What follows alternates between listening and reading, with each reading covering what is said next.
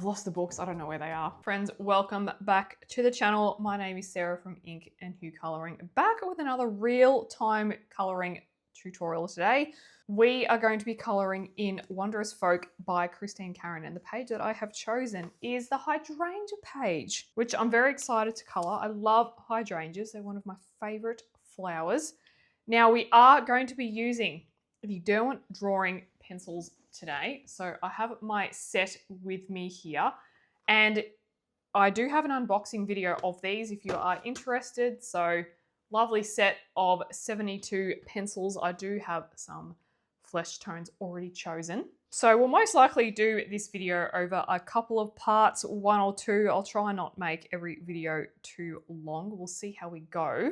So let me show you the selection that I have picked for the skin tone. Okay, so I'm going to be going with a paler skin tone today, but also one that is warm in color. So I have chosen a few options. So I've got light sienna, light rust, dusty pink, burnt rose, Venetian red, and woodland.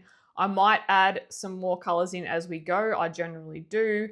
I usually like to fly by the seat of my pants when it comes to skin tones. And I think for the rest of the page, we'll be using some lovely dusty pinks and powder blues and maybe even some pastel greens for the background. We'll see how we go again, and for the top as well, maybe some darker blues. Most of this will be the Derwent drawing today. Apart from a few embellishments, I'll probably add some sparkles in on the flower centers, and maybe even some of these pearls as well will make those sparkly.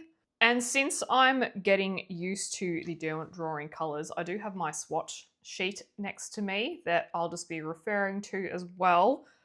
After a few goes with these pencils, once I've gotten familiar with them, I'm probably not going to need to refer to this as much, and I will separate them into all of my color cups. I won't keep them in their individual set because they are just a regular wax-based pencils, so I'm happy to distribute those. So the first pencil I'm going to go with is the light sienna, which is 1610. And we're going to start with the face, as I always do. I always like to get the skin done first because it really just sets the tone for the rest of the page.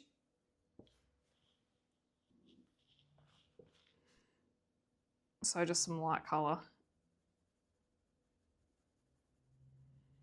I don't think I'm going to be doing anything too outlandish today either, just while I'm getting used to the pencils. I do already have a few colours that I have used in conjunction with other brands. So I picked this page mainly to suit the colour palette of the pencils, but also because there's nothing here that I'd consider too crazy, too outlandish, too out there. I'm not trying to do any fantasy skin tones yet.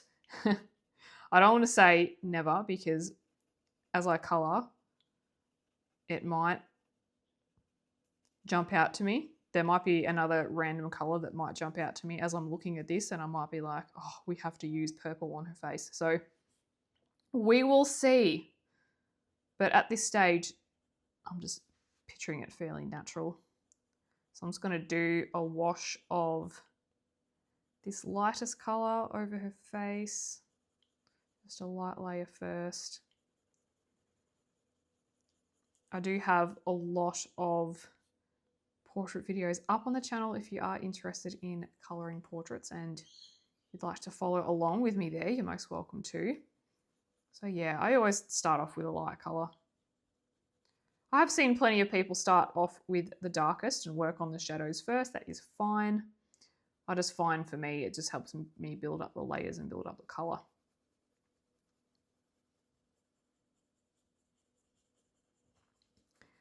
Generally, if I was colouring something that wasn't grayscale, that didn't have all these shadows, I would start mapping out the shadows with my lightest pencil.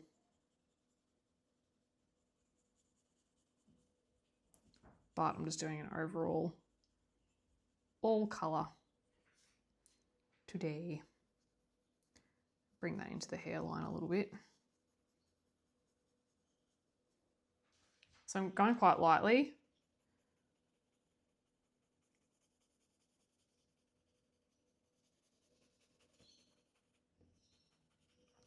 With portraits, I tend to add like 20 plus layers.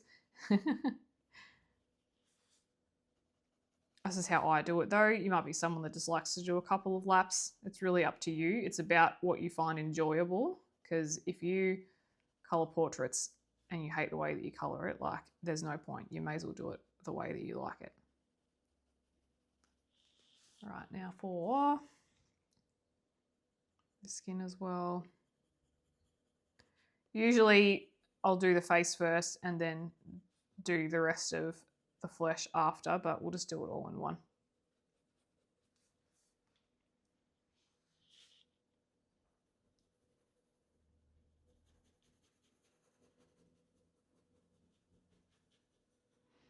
Should have said at the start too that if you don't have the drawing, you can still follow along to see if you can do some substitutes. So this is like a really light peach color.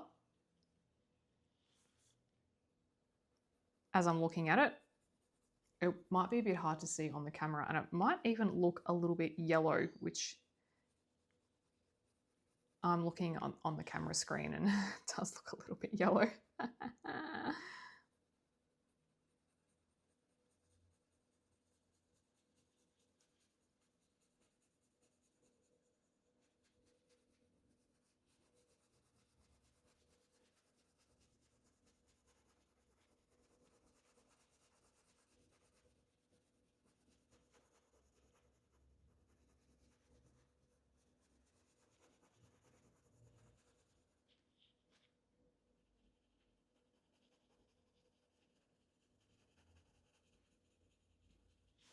Okay, I'm going to stay on this color.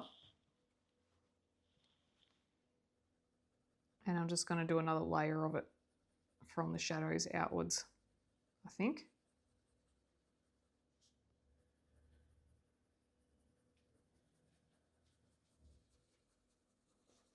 Bring it out a fair way.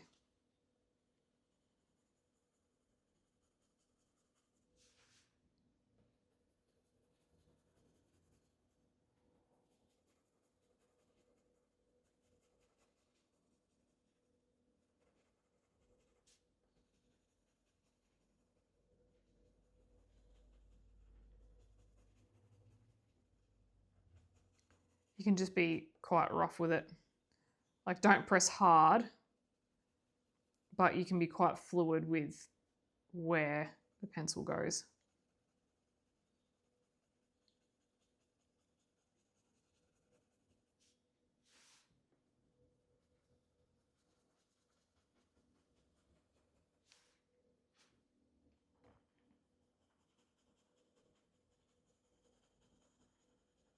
Just following the shadows around.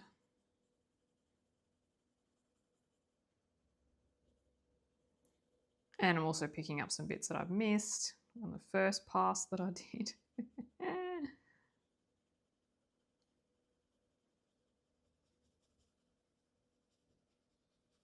I do that all the time. I get distracted and yeah, I just miss like whole sections. It's like, what happened?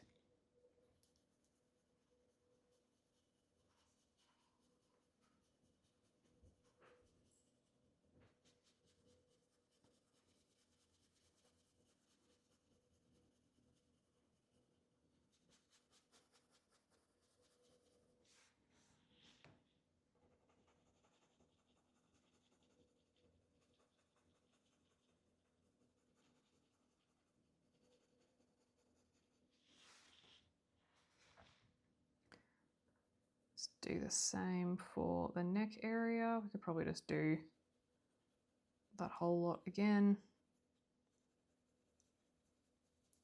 Given that there's a lot of shading.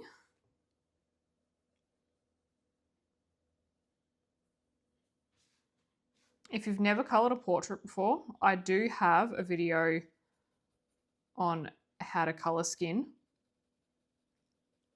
where we just go to absolute town on all the little details. I'll try to remember to link that one above so you can watch that.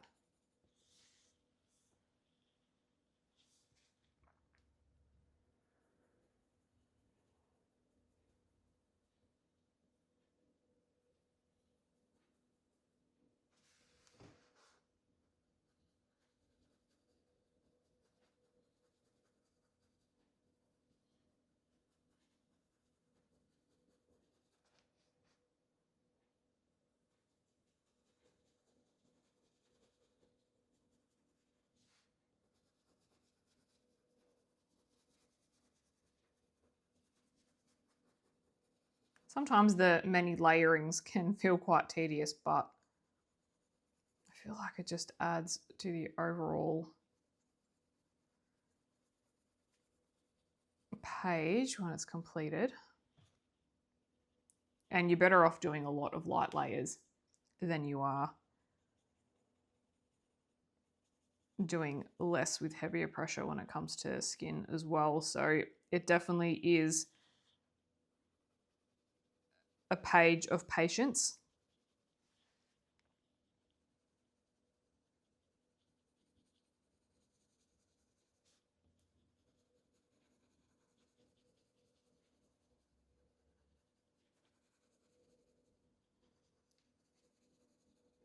So just filling in most areas with this second layer.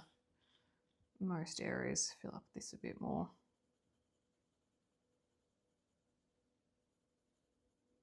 Remembering that we're still on that first colour.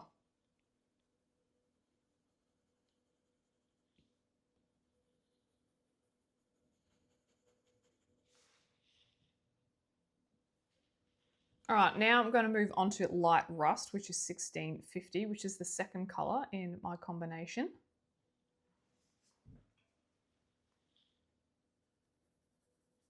And I'm just going to start from the shadows, work my way out, and I reckon I'll be covering 80% of the area. I'm going to leave your highlight areas like on the cheekbone up here and some areas on the nose and on the brow bone as well and around here. So cover more than you think, but still leave some gaps. I always do that. I might, with my second color, because I get so nervous about, not nervous, but I get cautious because I don't want to bring the darker colors out too far that I'd end up not bringing the midtones out far enough.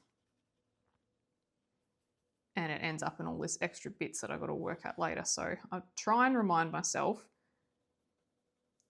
bring the color out at 80% coverage. Percentages help me. And then as we go down the page, as we go down the color combination, the percentage area will be less. We're going to be covering less area. That's just a little trick that keeps me, I don't know what the word is, it just helps me. And with my color combination too, I've been coloring portraits for an amount of time now that allows me to just look at the colors and go, that looks like it'd be nice to try. I don't necessarily have go-to combinations, like I was saying in a few other videos, because I find if I do have go-to skin combinations, I'm just not going to branch out and try new things. That's just me. A lot of people would prefer to have combinations on hand, and that if that is you, awesome. Go for your life. I just know what my tendencies are, I suppose. So yeah, I tend to just not keep them.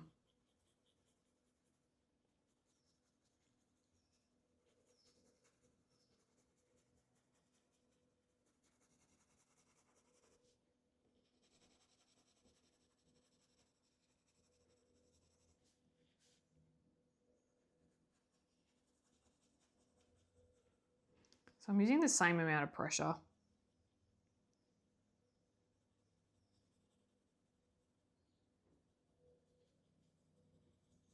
That I did on the first pencil color.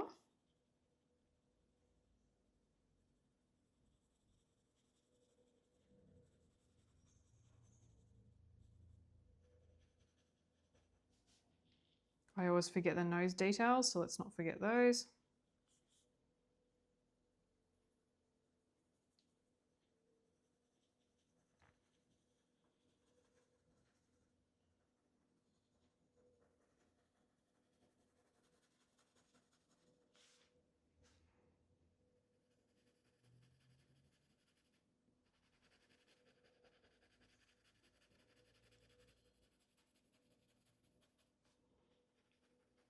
This is one of the main highlight areas, is the brow bone. So it's going to leave that little gap up there.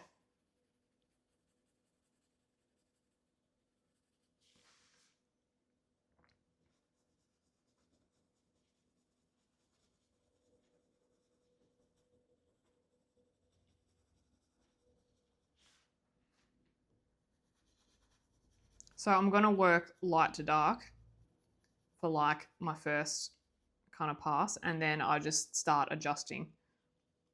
I'll start pulling the colors out of order and just going, I need more this now I need more that, I need more this. So I'm kind of like constantly stopping and assessing how things are looking and what I need more of.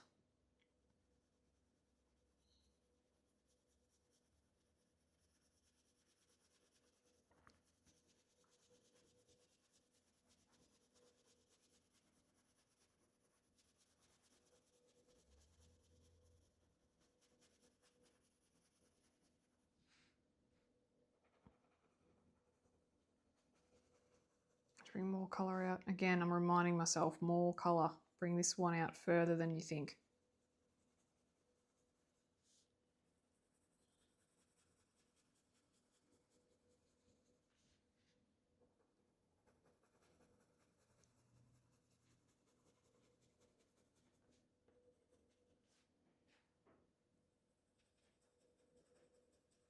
This will be the whole area around the neck because it's all pretty shaded.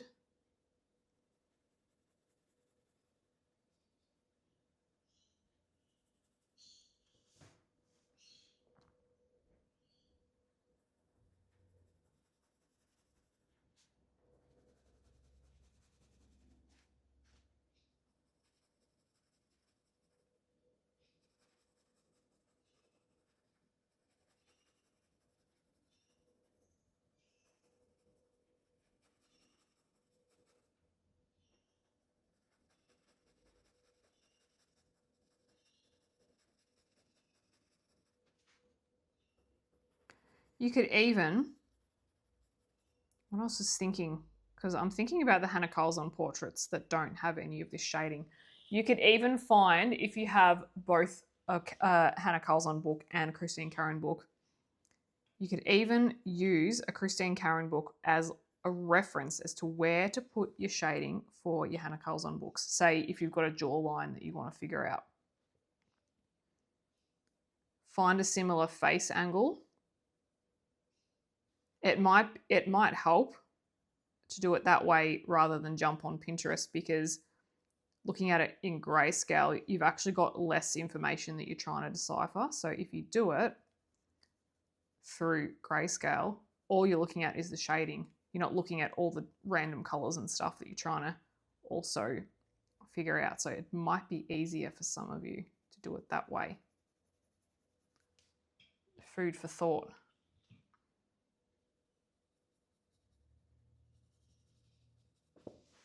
Oh, I forgot her ear. Always forget the ear.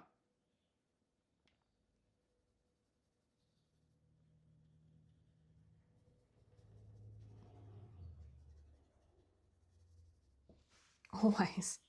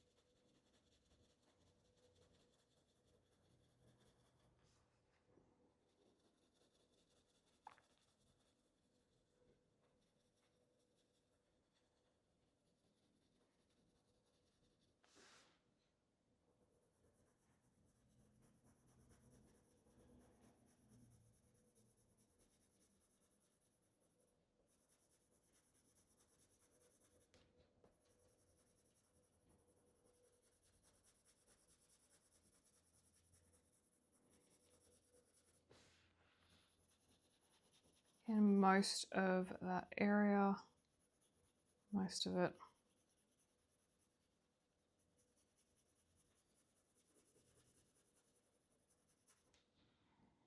Okay, we're getting there.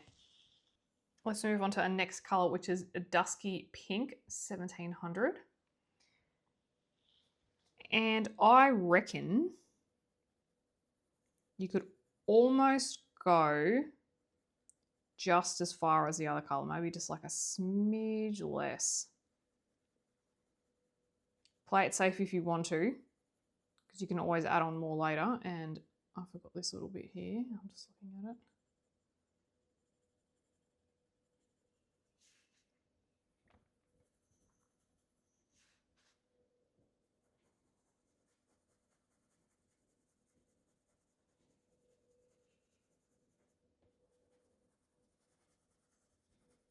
Yeah, you could almost...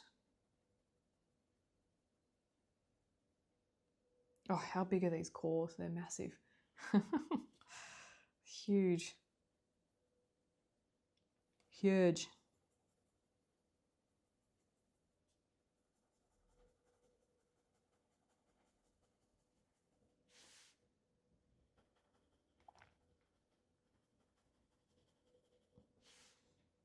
Got a bit of a line going there.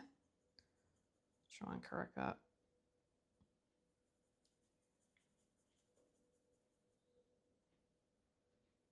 Can you see that line?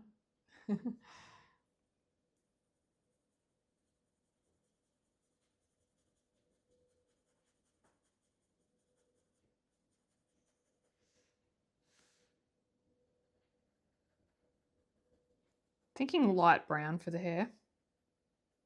We'll see how her skin tone turns out. This is what I'm thinking.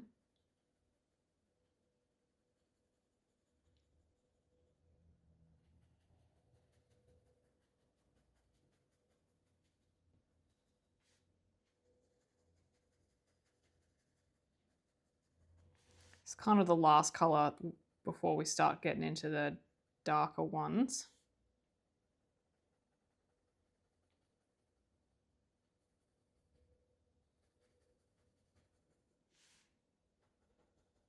Oh, that line. I keep doing that, I think, because I'm like trying to go in the direction of the cheek there, and I just get this line.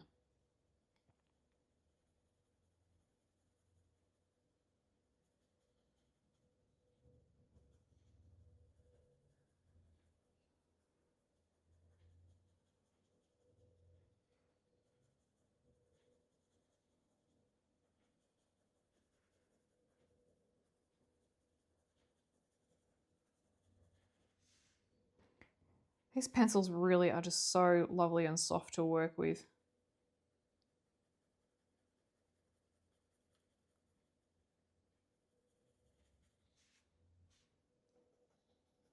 was so funny too when I was debating whether I'd even put up a video about unboxing them, because I was like, oh, no one's going to care. People aren't going to watch it. You know, I don't want to be like, oh, look at me and my pencils. I felt really funny about it, but I made one anyway because I thought, look, there might be someone out there that wants to look at the set, that is excited to see any video that I make. And it was actually my best performing video in terms of like the first 48 hours. The best one. It's so funny what you think's gonna tank and what you think's gonna be amazing, and how you just never know. Not that it's all about, for me, look, it's really not all about what video is going to do the best. It's just so surprising how what I think people won't like, or what I get a bit embarrassed about or self-conscious about, and then people are just like, no, this is awesome. So funny.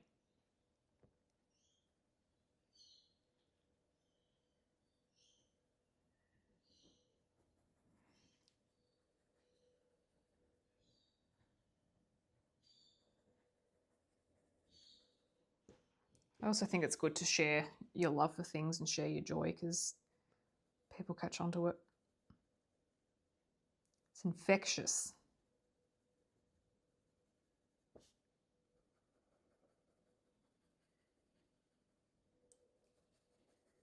Oh, these are great. I just don't have any scratchy issues. They're just so soft. Perfect. I don't like the word perfect. Great for portraits. Yeah, I don't like the word perfect because it's art and creativity. We don't need perfect.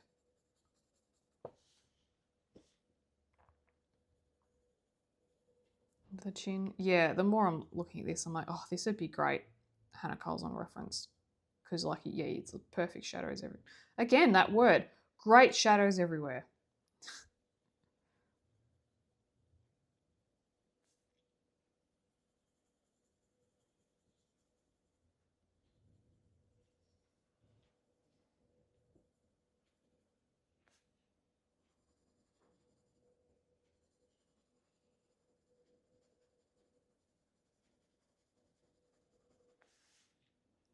I don't really have an order in how I'm doing this. I just meander around the page and I just make my way around. I peruse, I loiter, and then I loiter somewhere else.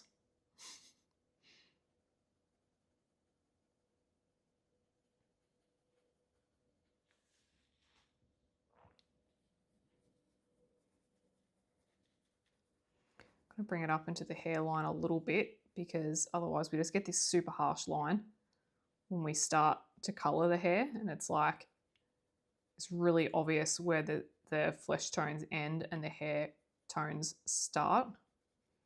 Whereas naturally, you kind of get a little bit of a blend because you can see some of your scalp under your hair at the start. So we're just going to blend that in a little bit. I always forget to do that, and then I'm like, why does my hair look weird?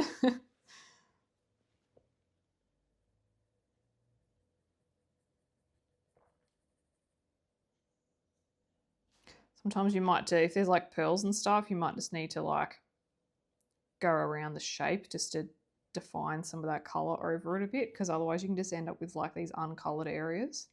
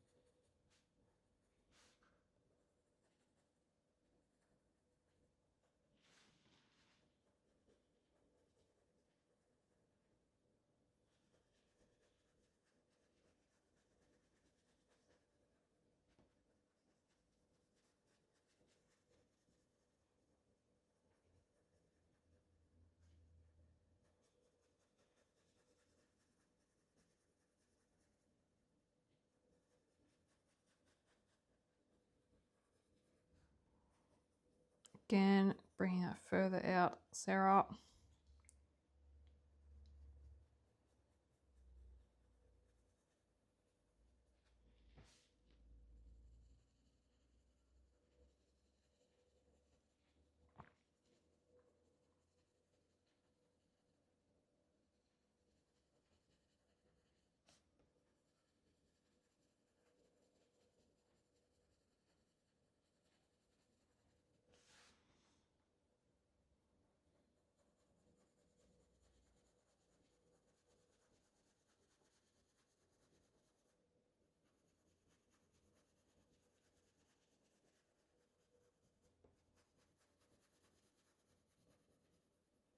Starting to press like a little bit harder, but not too much.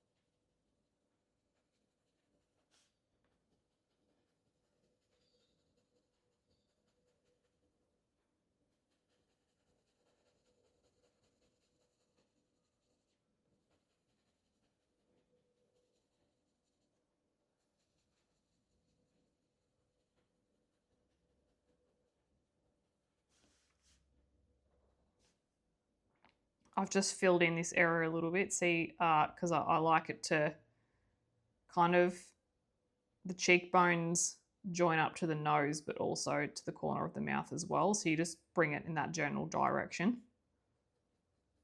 which is where the shading's going anyway.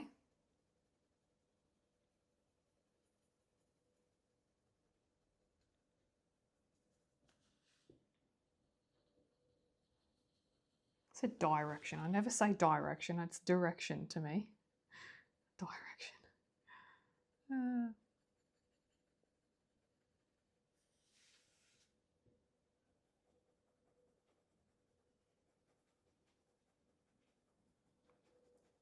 Bit of that there. Okay. Whoopsies.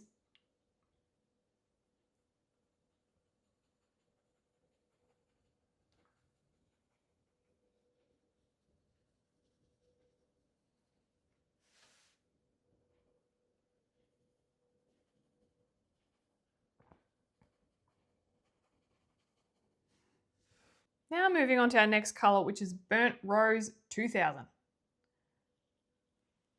I love that, the Burnt Rose 2000. And this is definitely a mid-tone colour towards the darker side. It's a lot more reddy. Again, Burnt Rose. It's a red in colour, so we're going to probably just be bringing this out around the shadow areas a little bit further, but not too crazy. Oh, yeah, wow. I just did a really thick line there. I didn't mean to. That's all right, I can zhuzh that out. I don't know if you can see it there. Convenient spot though. I think this is good to bring some reds and violets in.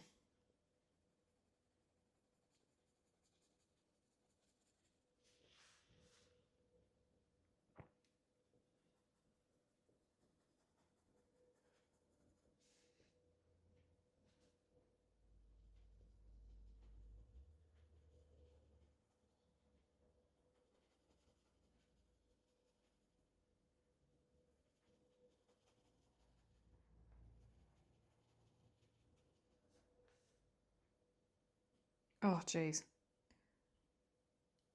More pigmented than I think.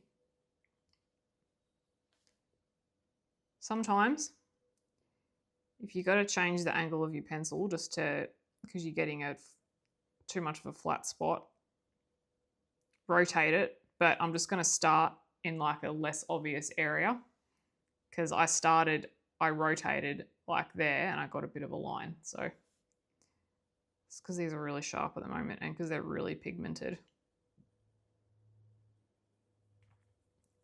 And because I'm still in my early stages of layering, I would say that scratches and stuff or like lines are going to be more noticeable. So I'm just going to go really lightly.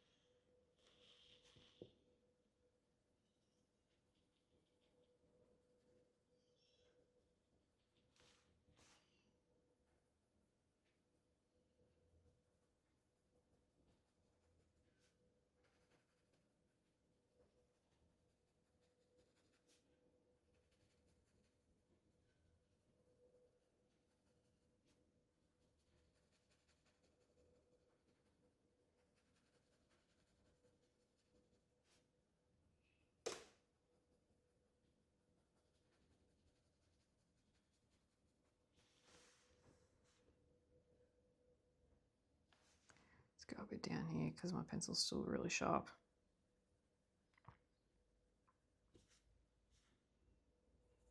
I won't do more of the face just yet. I'm a little bit apprehensive.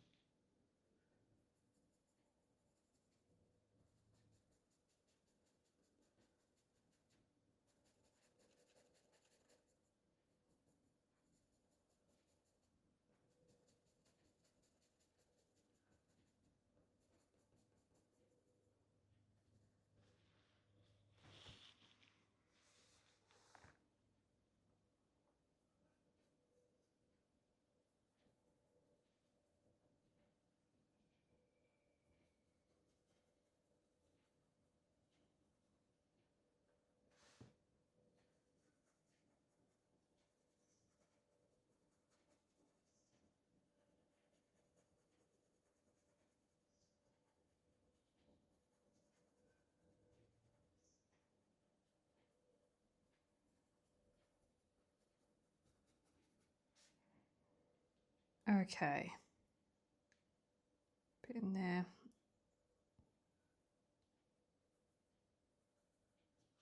Let's do some of the forehead. I'm just going to start. This is such a pigmenty colour.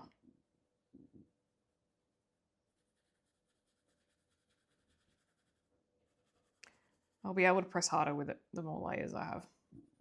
Absolutely.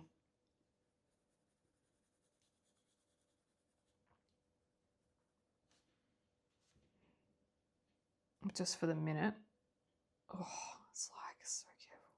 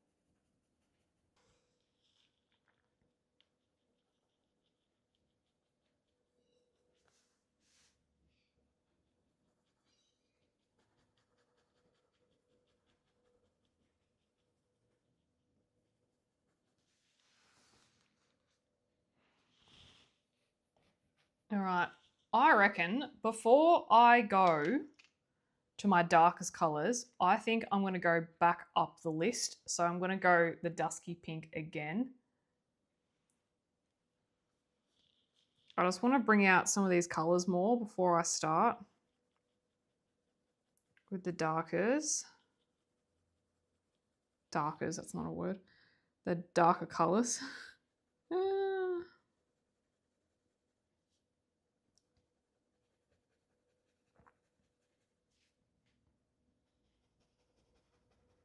I just feel like I'm going to have a better time of it.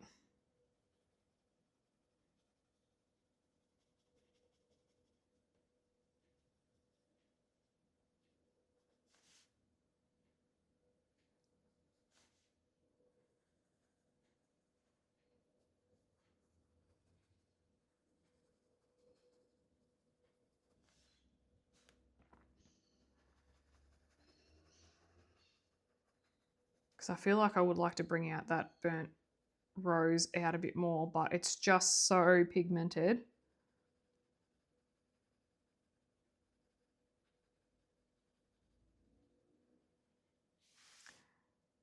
That I'm not going to bring it out far enough. I need to have other layers, more layers underneath it to support it.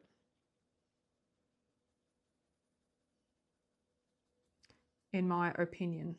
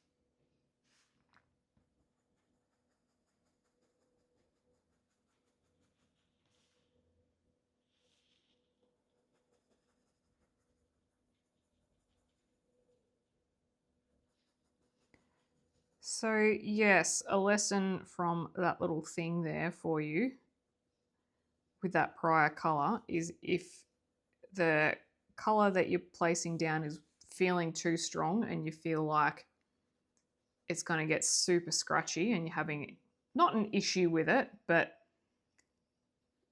it's making you really cautious, just go back up the colours, start bringing in your lighter colours again, and then you can go back to that other colour if you feel if you need to.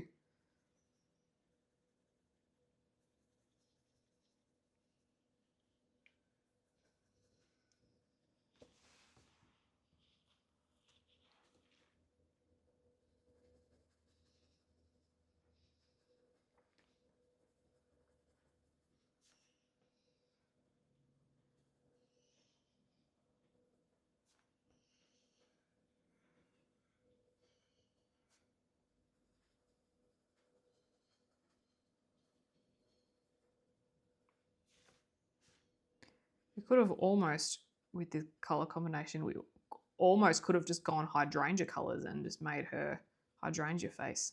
But I thought, let's just go something a bit easier, hey? While I'm getting used to the pencils. We can always go to town on other colours later on.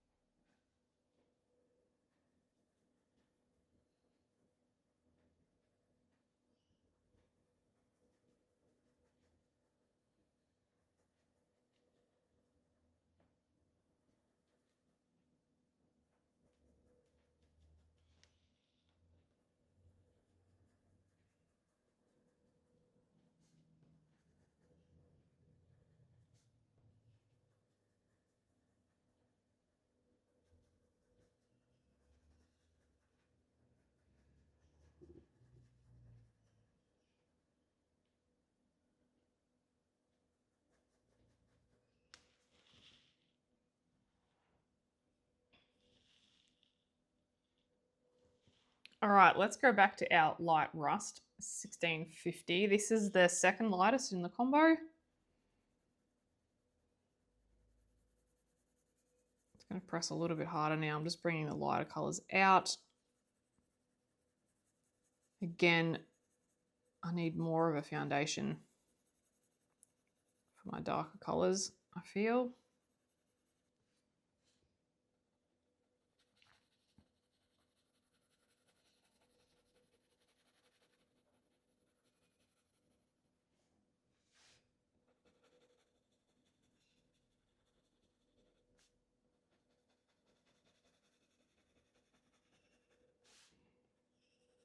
Got more of a light to medium pressure now, I would say.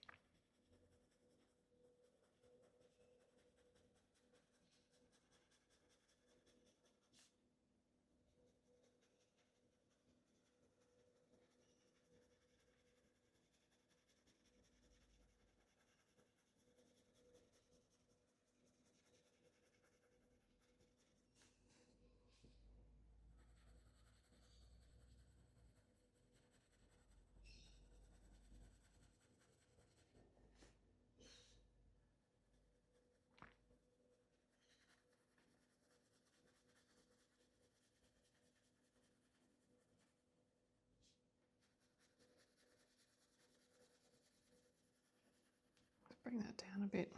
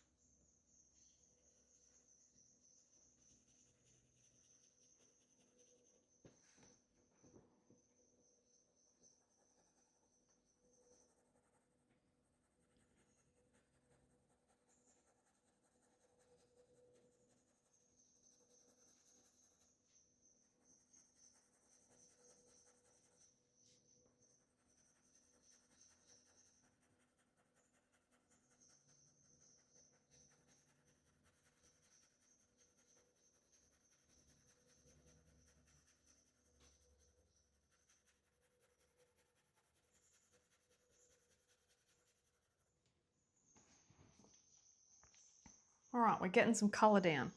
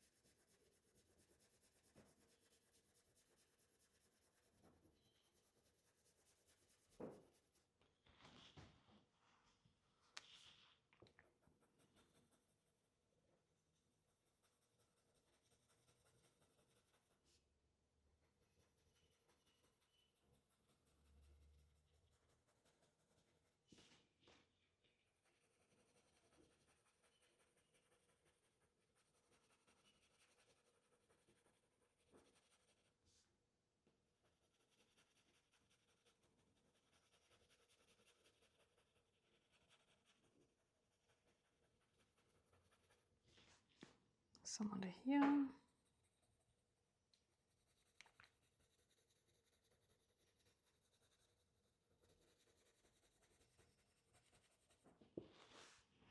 Now we're going to go back to the lightest colour, which is light sienna, so 1610. And again, let's just get more of this colour down. Let's go over the highlight areas.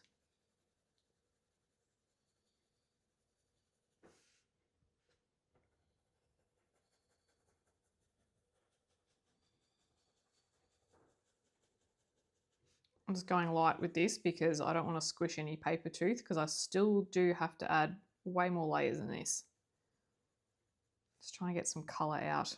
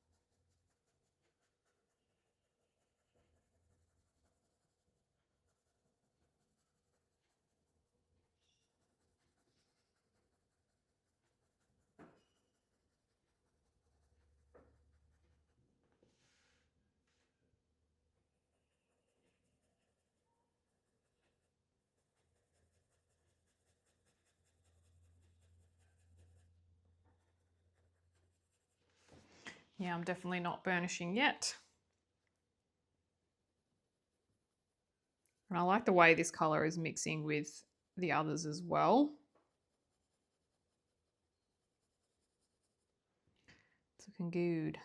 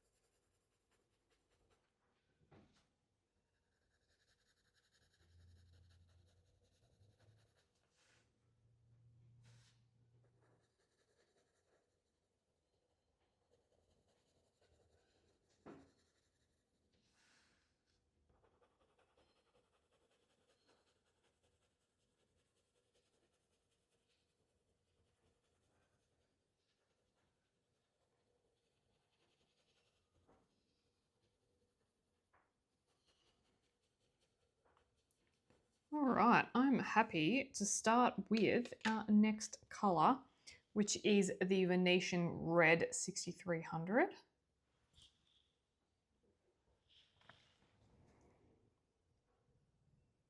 Oh, this one's juicy too. Yeah, this one's juicy. Let's just go over the shadow areas with this.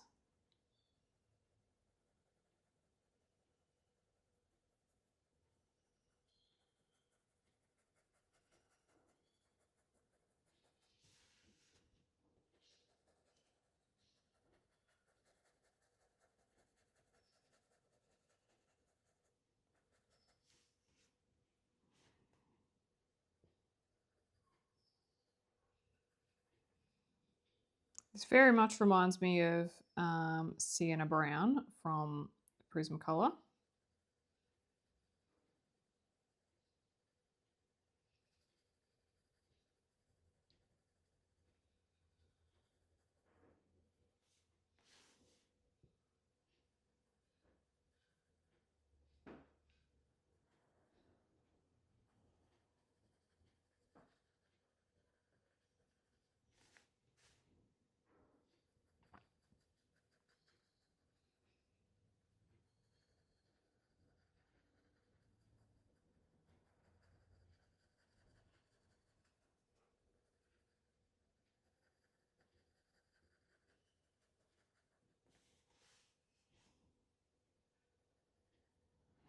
On its own, sometimes it can feel like it's too red, but when you blend it in with everything else, it just works really nicely. I've just found with that type of brown anyway, it's very much a go-to for me.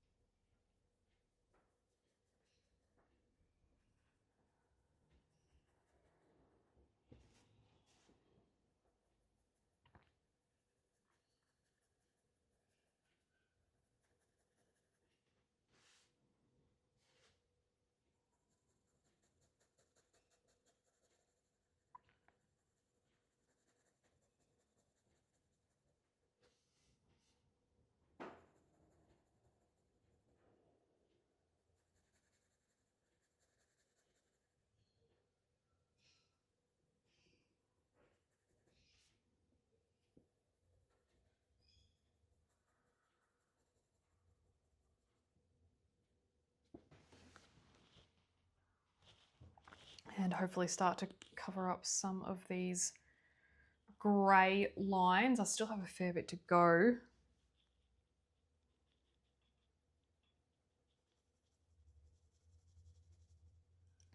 Go really lightly down here.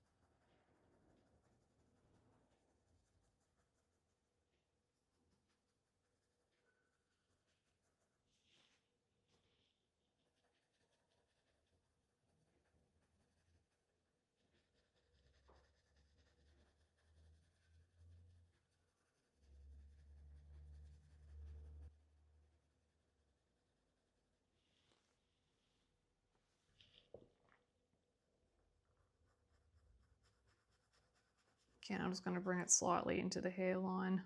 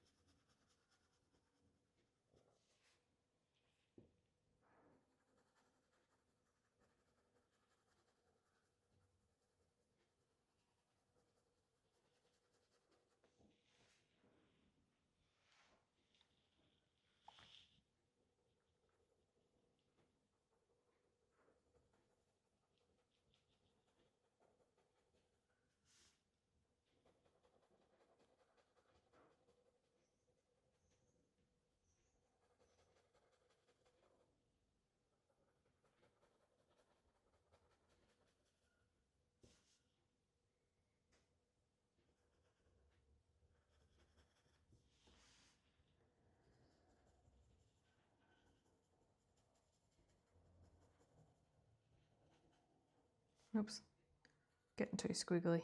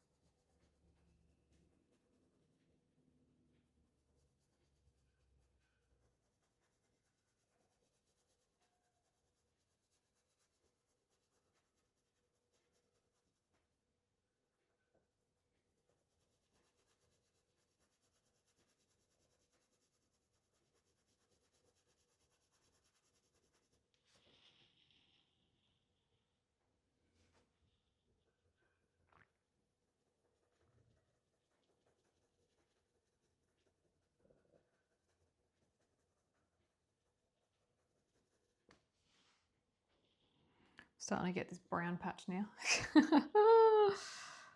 Oh, it happens, it happens. We can cover it up.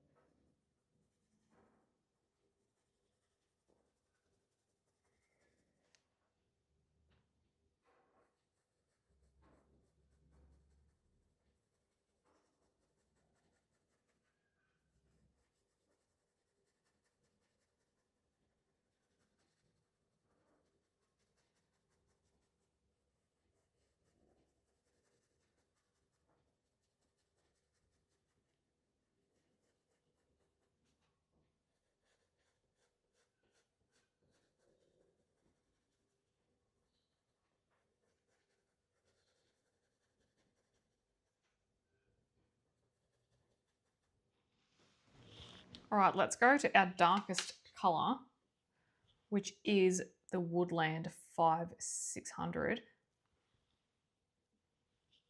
And I'm only going to do it in the most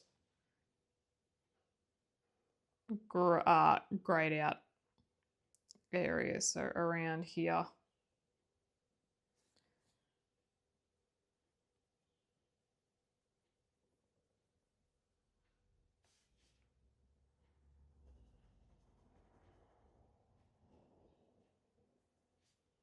Through here. Just in the darkest areas. Can always add more later, but let's just do it like this for now.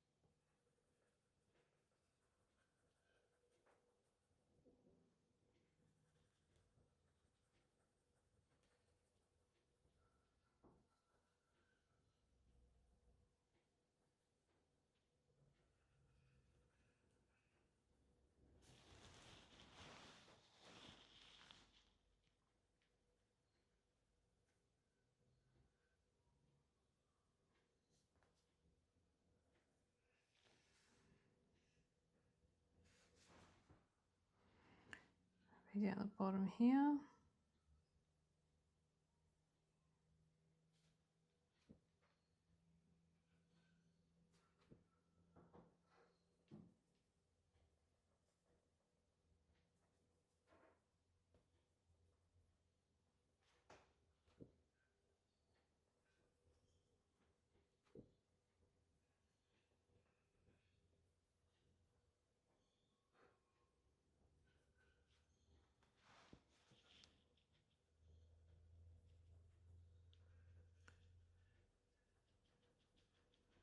I think next I want to start bringing out that burnt rose again, and then I want to bring out the lightest colors. I want to start to just warm it up a little bit.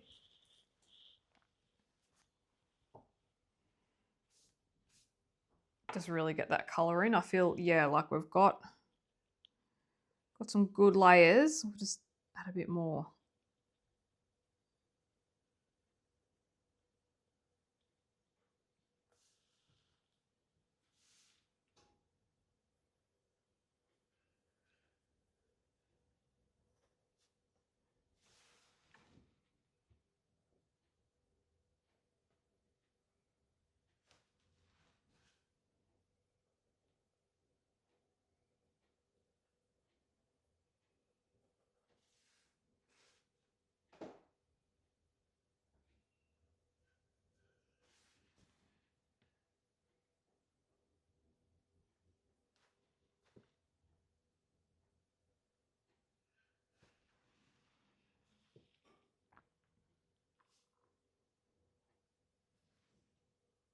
Just thinking. Just doing my little thinkarooski. Bit there.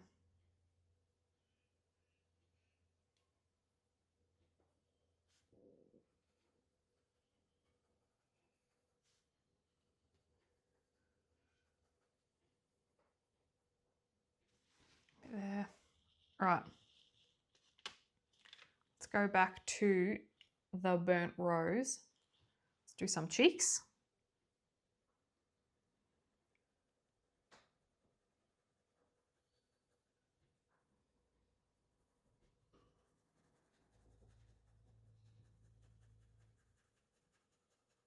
Yeah, this colour's better now that I've got a few extra layers down. Yay, yay, yay.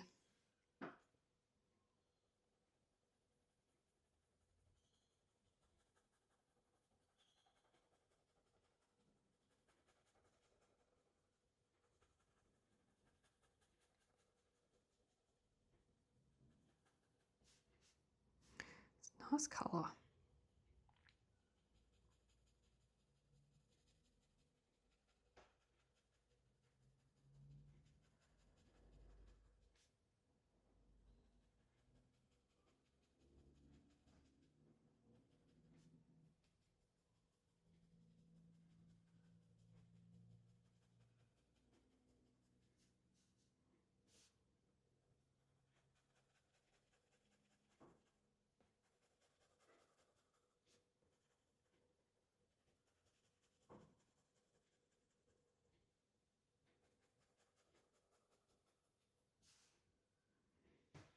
I really do like this colour.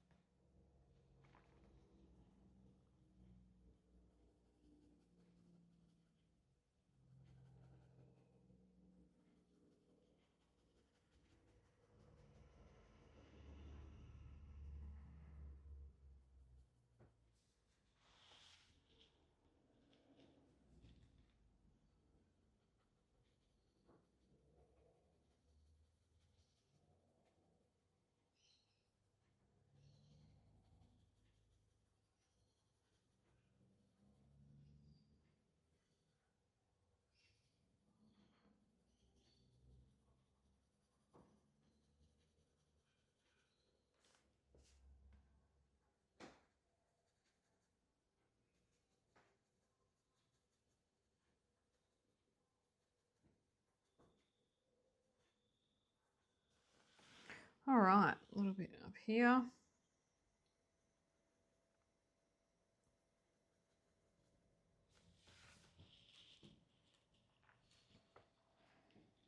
It really just is an adjusting game. Layering, adjust, layer, adjust. More of this, more of that. It's funny.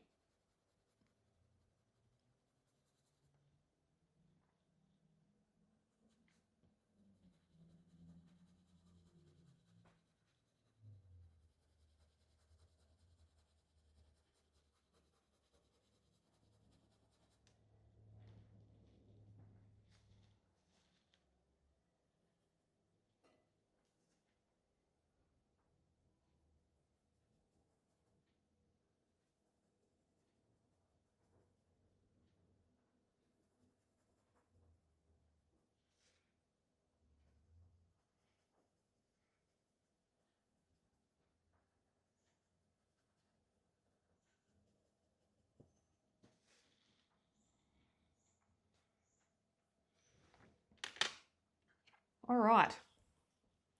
More dusky pink, so I'm working up towards my lights now, 1700. And we're just building on what we've done.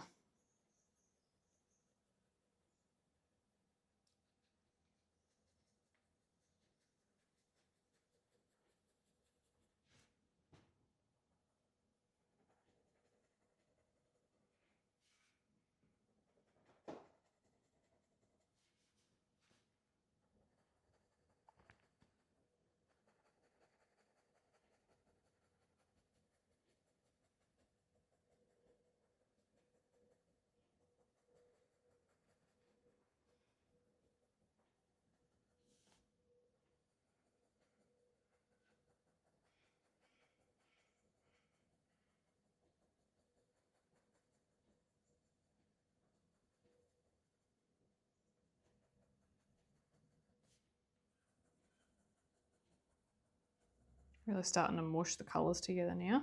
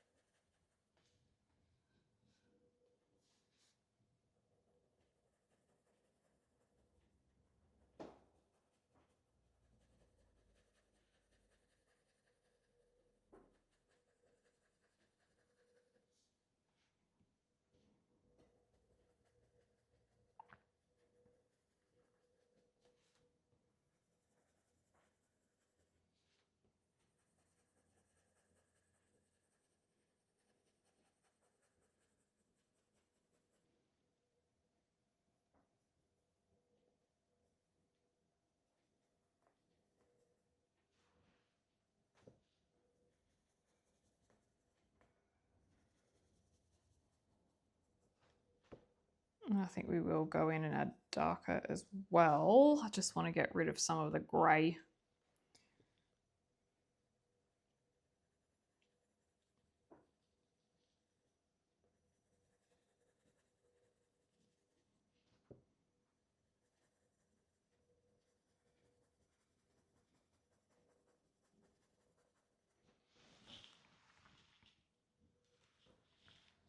And definitely down the bottom here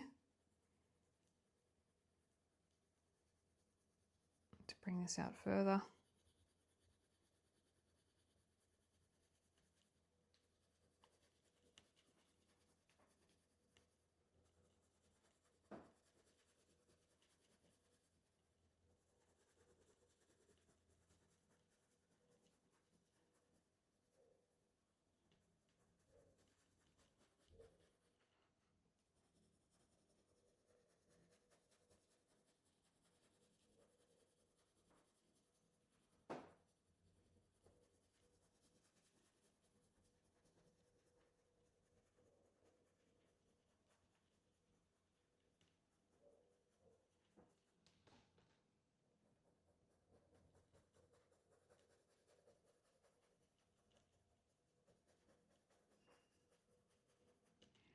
So funny, I was starting to see at the beginning, I was like, yep, we're just going to go with like blue clothing and stuff, but now I'm starting to see some other options.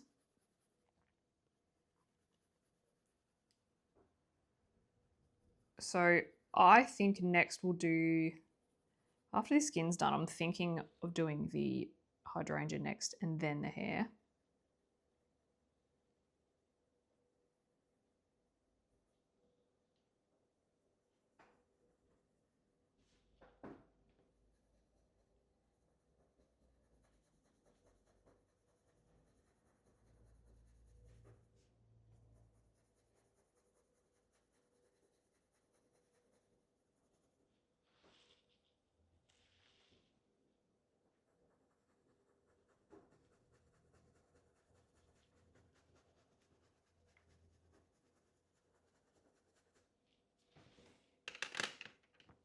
Okay, let's go back to our light rust.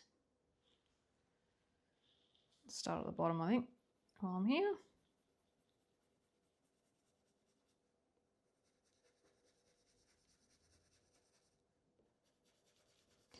Yeah, I was thinking of going like muted vintage, but now I'm wondering if I should go muted spring. It's amazing how the mind develops as you colour.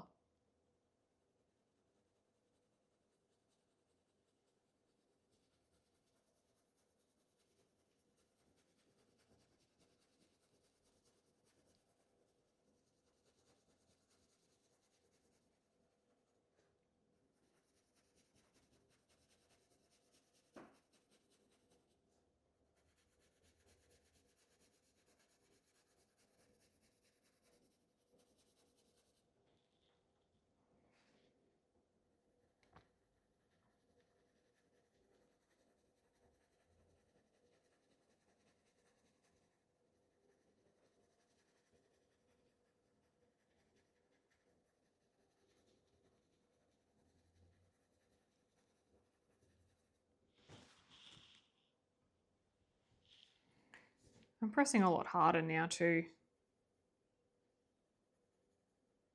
Not too hard because these pencils will snap if you press too hard, because I've got them at such a fine point compared to the thickness of their barrel. Oh, look how close that is to mine.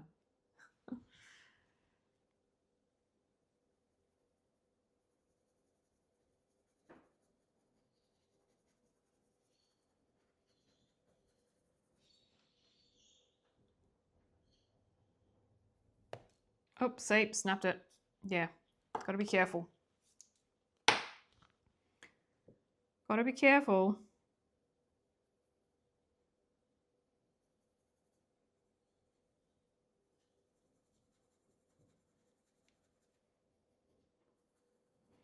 I just love this part when I can start pressing harder and really get some saturation in.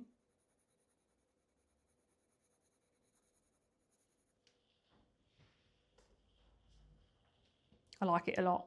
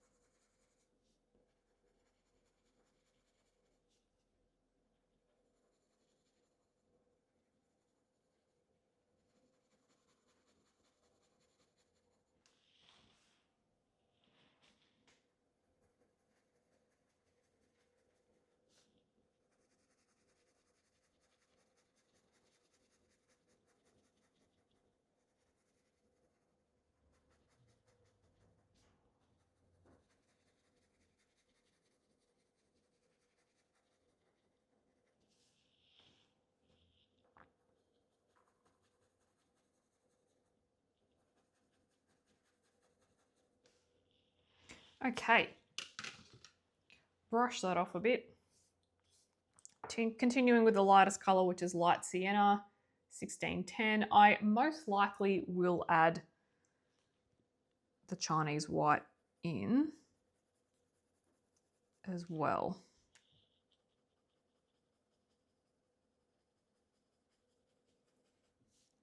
At the very end, and I can always go back and adjust things as we go. I'd never consider skin final. I always go back in and adjust things, always. Little tweak here, little tweak there.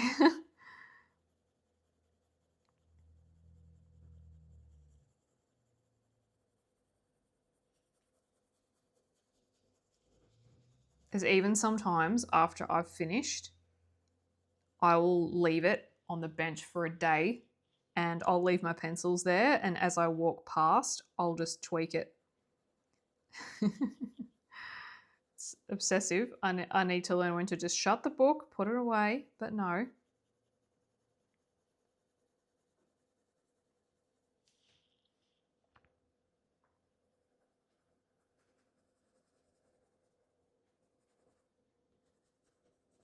I have my quirks.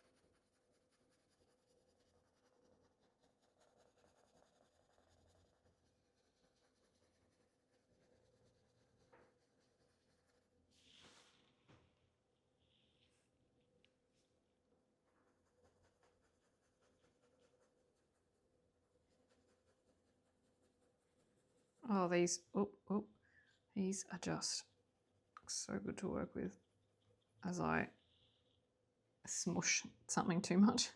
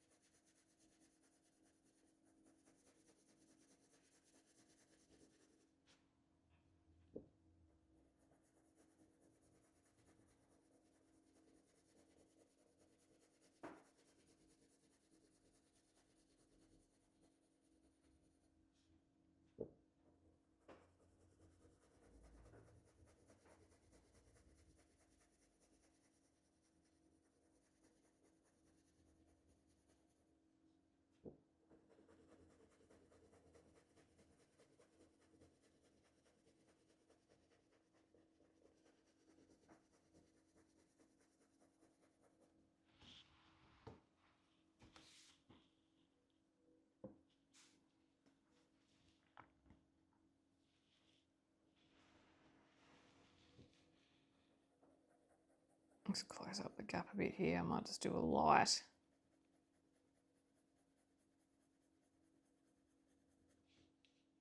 Cover up.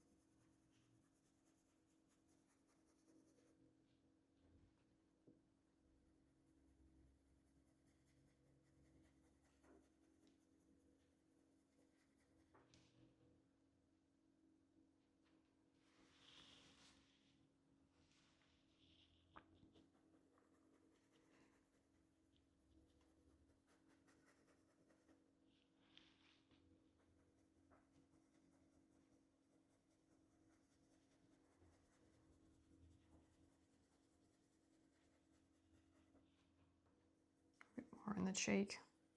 Oh, I think.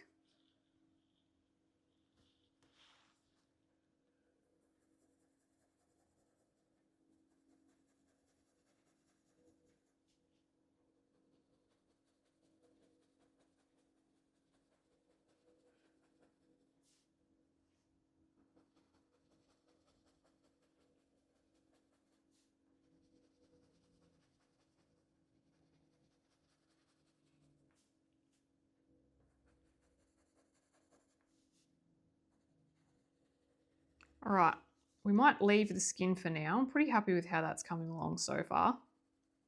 I can always add more. I'm just looking at the tooth. I don't think I've completely burnished it, so I've got room for more layers, which is good. And yeah, we'll do other bits and then we can come back and adjust as we need to, because I always do. Like I was saying before, lol. Okay, so for the hydrangea, I reckon I'm going to include a mix of purples, pinks, and bluey, purpley pinkies, and whites.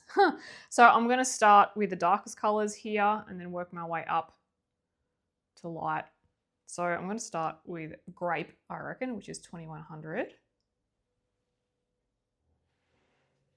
Let's really try and make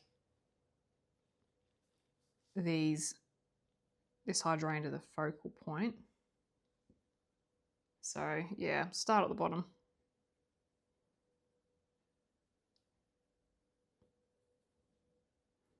Let's colour a little bit of it. Oh, yeah, these are soft, which I knew.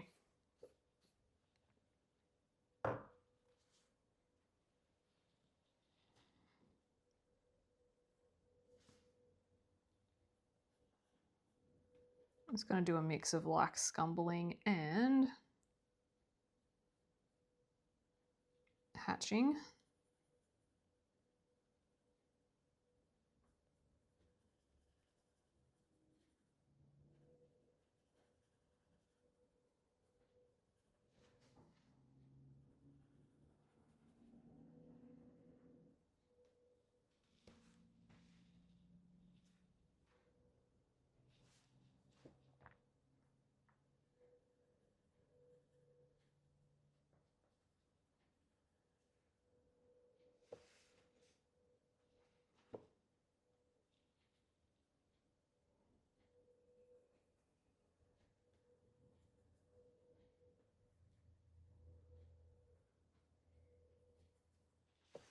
So I'm just colouring portions.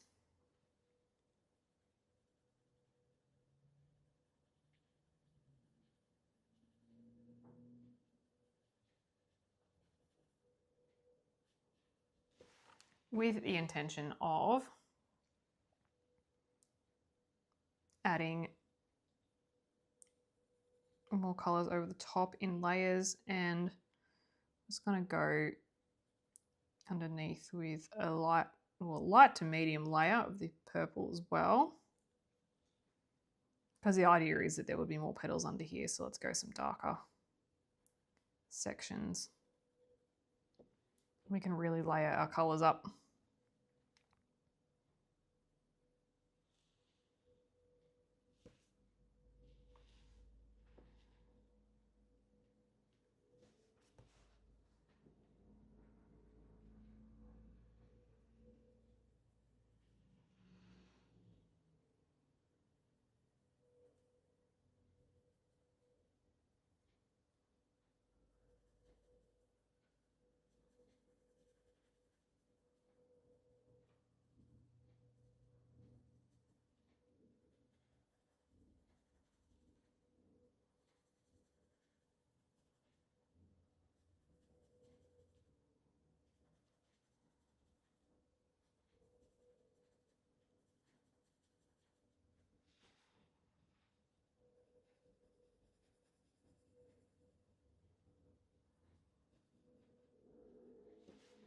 Now it's certainly not going to be, so as I go up, it's not going to be a harsh stop from one colour to the next. I'm just going to use it less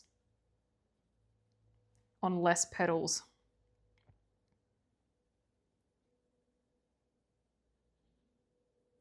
So it's almost going to be like, as the colour shifts and as the light shifts, both the colour and the light work together. If that made any sense whatsoever. So darker spots, darker colours, lighter spots with more light, lighter colours.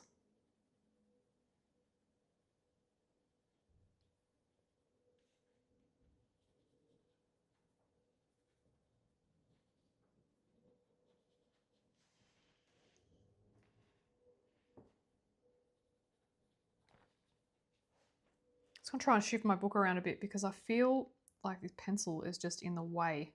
My hand is in the way of the pencil.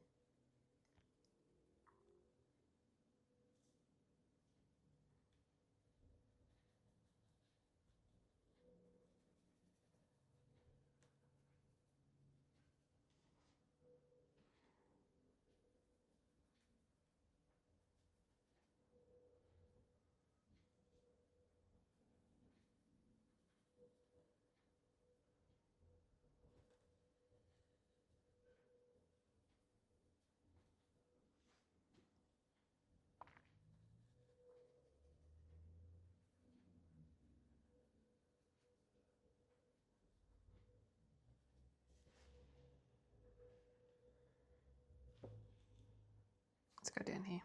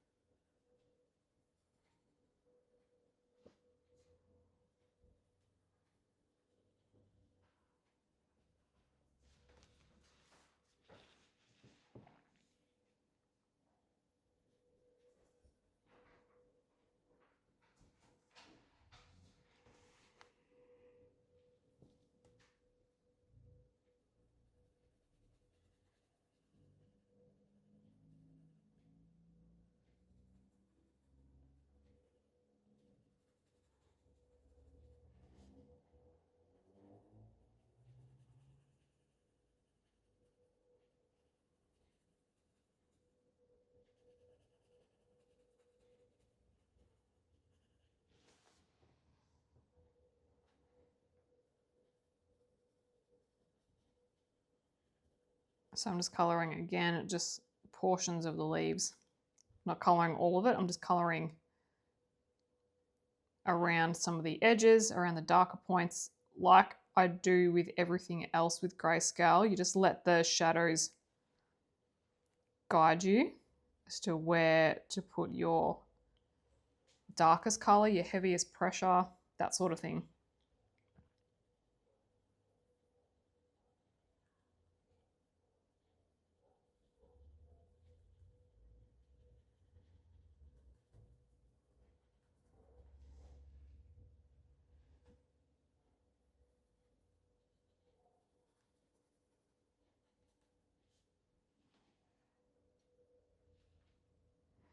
And I might bring a little bit up here and then I think we'll start Going up to the next colour. I will bring this colour through on other petals as well, but in terms of like the main colour, this will be pretty much right.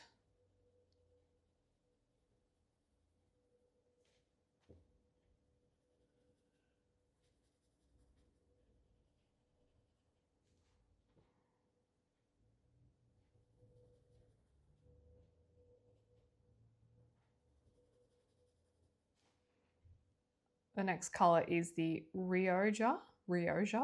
I'm not quite sure how you pronounce that. And I'm just going to bring it over some of this purple area and just like mix it in with the grape colour.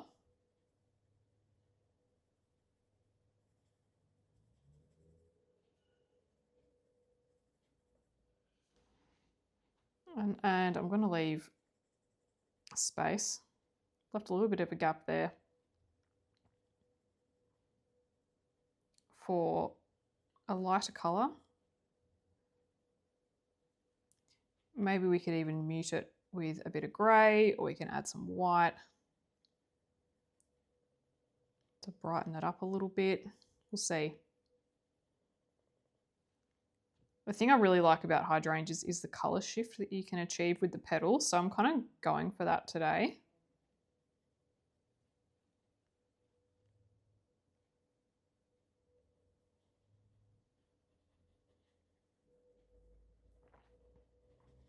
Because with my colouring, if you've been following me for a while now, you'll definitely know that I do like to mix my colours together. I do like to mix my reds and purples together. I like to mix my pinks and blues. I like to layer the colours. I like to have a lot of colour shift. It's just nice.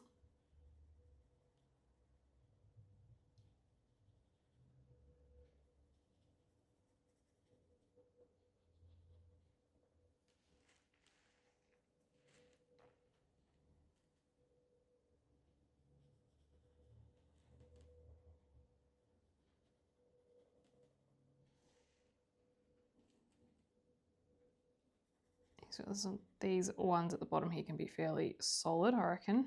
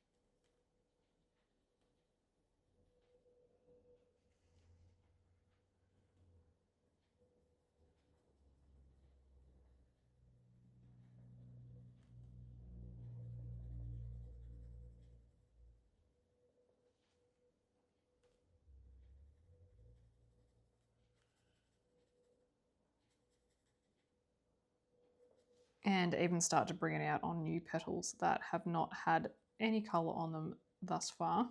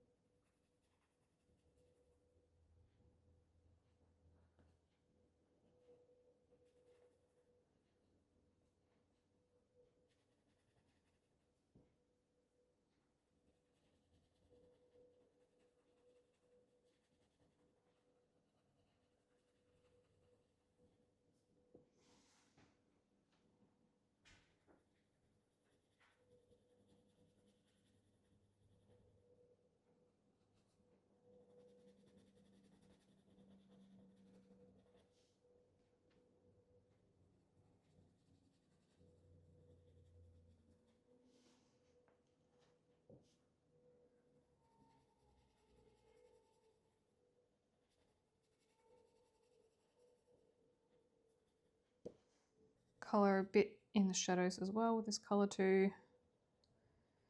With my shadow colours, I generally just go for the darker ones. Sometimes I will add a little bit of black as well.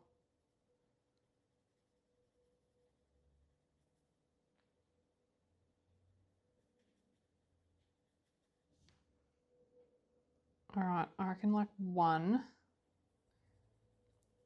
extra for the purple, and then I'm going to start on blank petals because I don't want every grape colour to also have this. I'm going to vary it and just dapple it in the middle. Just a really fluid way.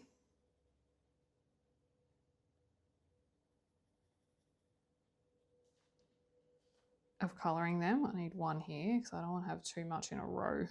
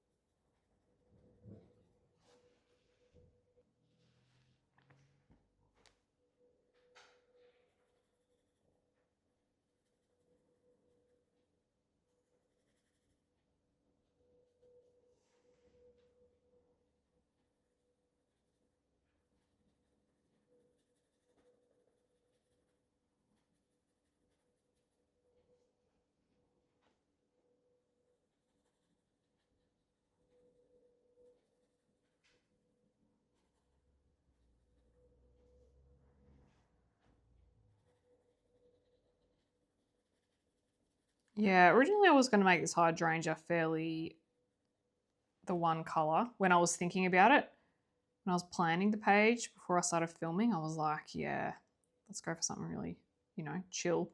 However,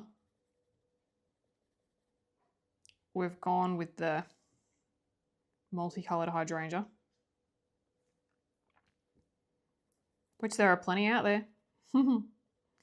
Plenty out there, that's for sure. I have one that is called, it's like called Candied Apple or something like that. And it's pink and green. I love it. Well, the flowers are anyway.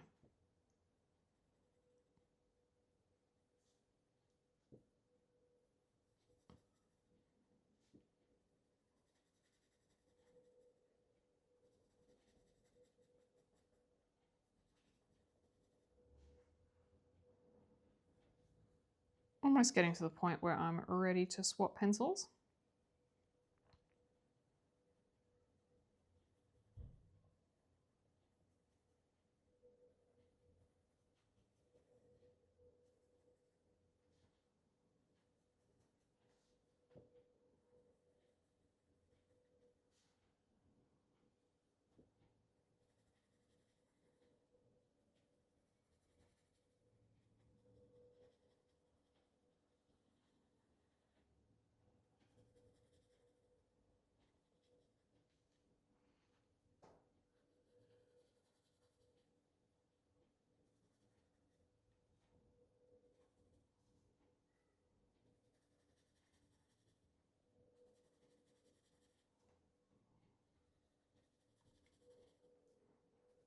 Let's bring a couple through up top here.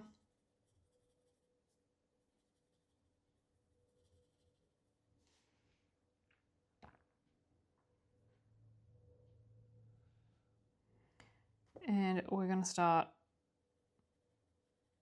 with our purpley blues, and I've got a pink in here as well.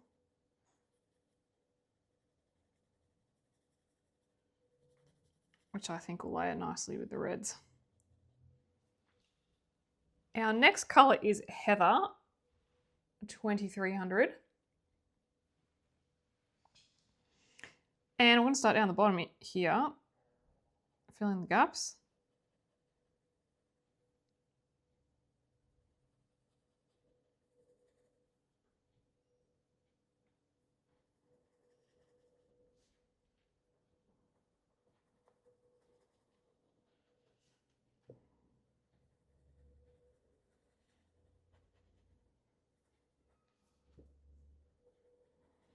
Really start getting the purples in.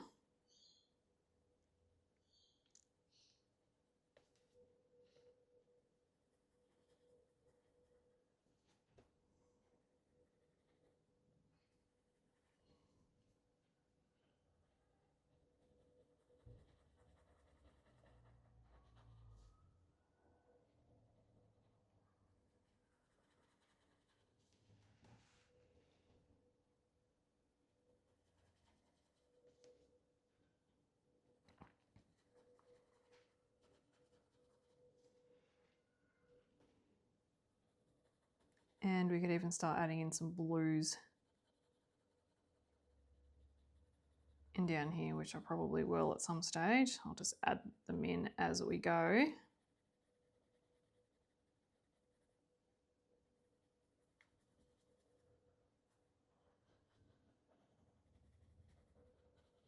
Kind of using this heather colour to really marry together the red and the grape. It's like a pinky red and the grape, and then the heather is also going to join that to the blues and the violets.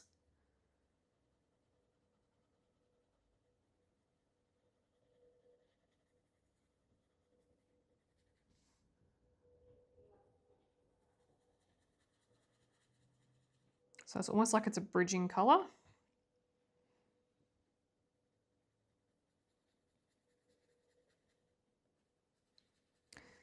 This particular heather feels like it's a little bit harder core. It's more hardcore, you know, than the other ones. I'm pressing a little bit harder for like the same colour payoff.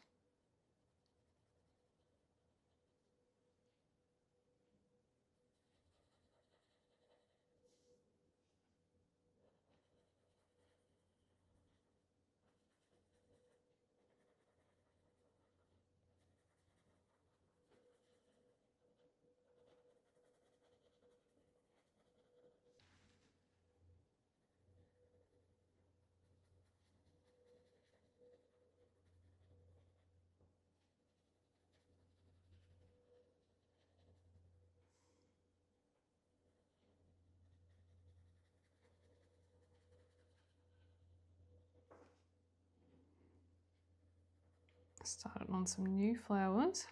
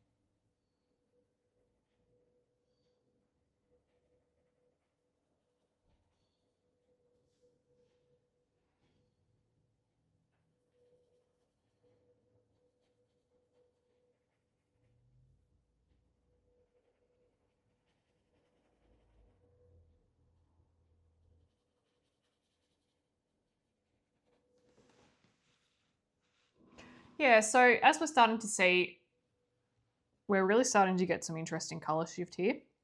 You can apply this to any flower. It doesn't necessarily have to be a hydrangea.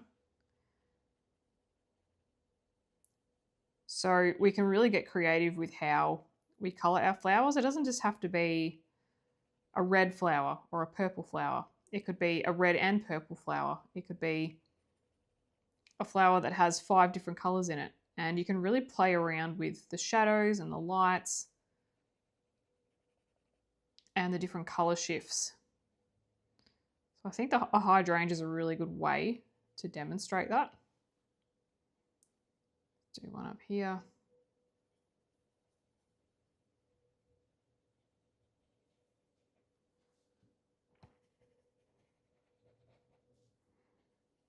Start moving them up.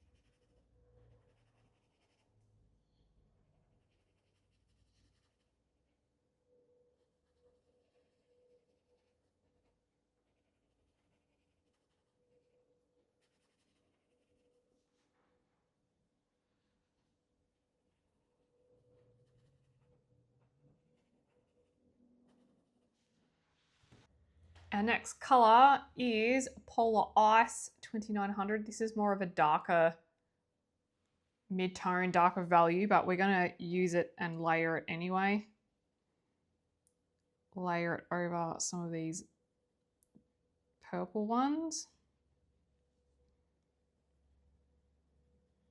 And if we layer over red, it's all good because we know what colour that makes. Purple. So it's all good.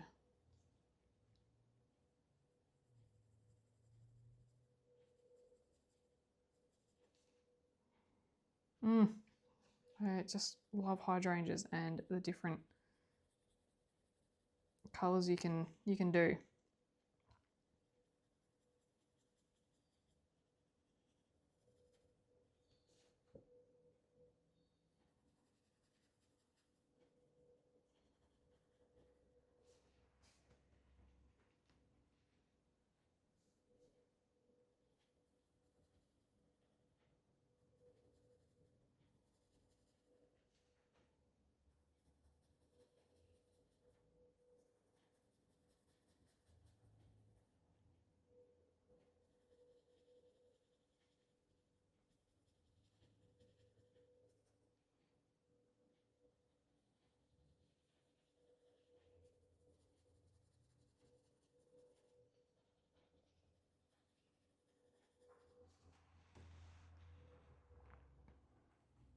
Some down here underneath.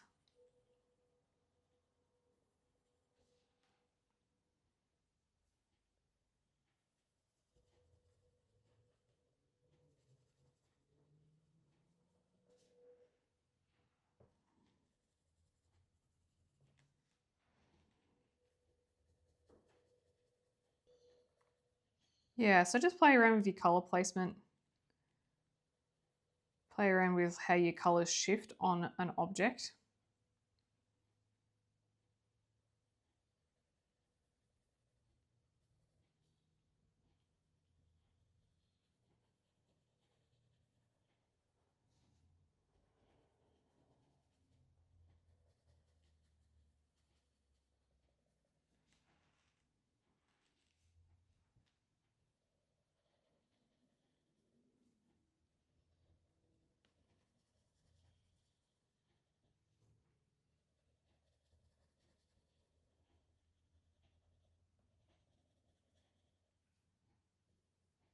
Oops, I just coloured over a centre. Oh well.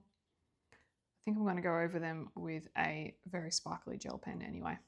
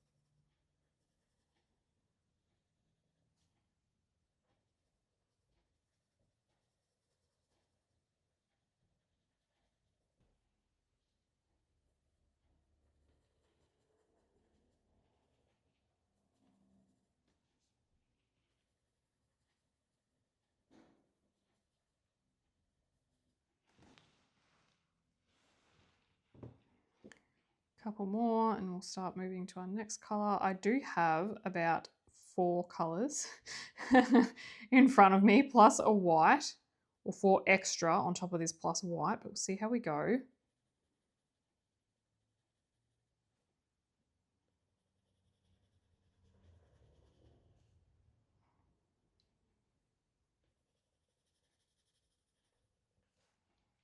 It's more for just, I've just got so many colours because we're playing around with the colour variants so much.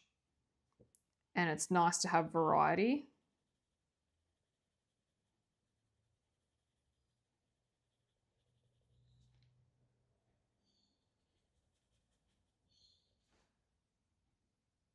All right, let's add in Violet Dusk 2400. Same thing. Start at the bottom-ish, or where there's gaps, and we will work our way up.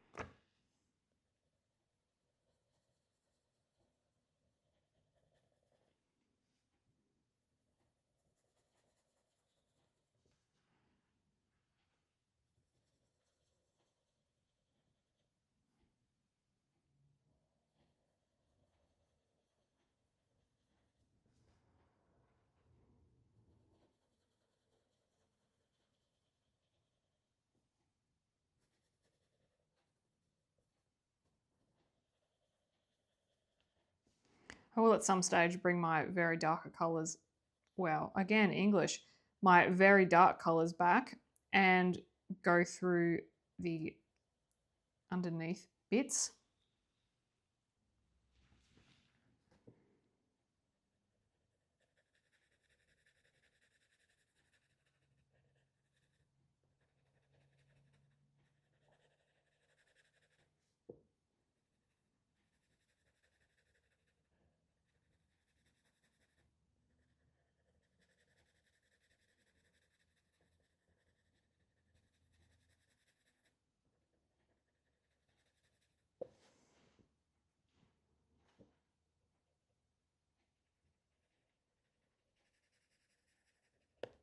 Oh my goodness. Yes, this is going to happen because they are soft pencils. So the Derwent Drawing, if you don't already know, they're a soft core pencil.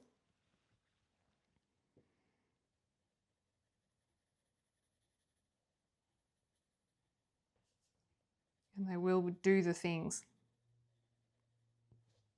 Like snap. If you press too hard.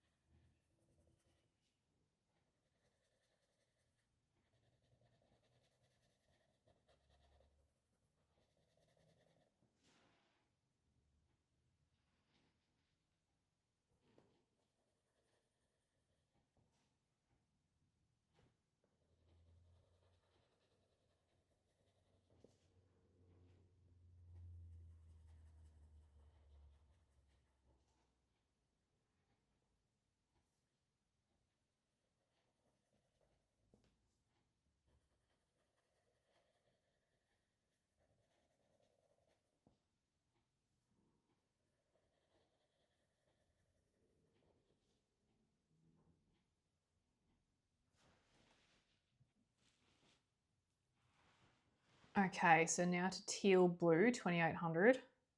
This is quite a muted blue. Quite a powdery blue. Doesn't really scream teal to me, but you know, I'm a teal connoisseur, so this was always going to be a big ask.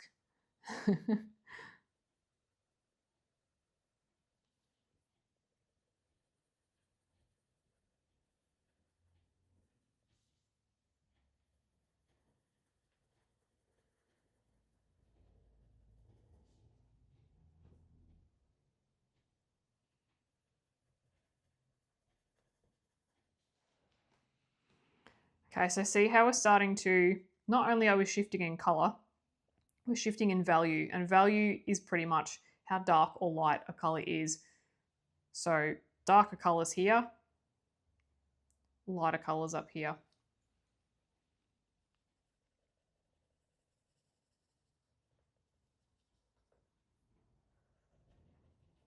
So this color that I'm using now would have a very light value.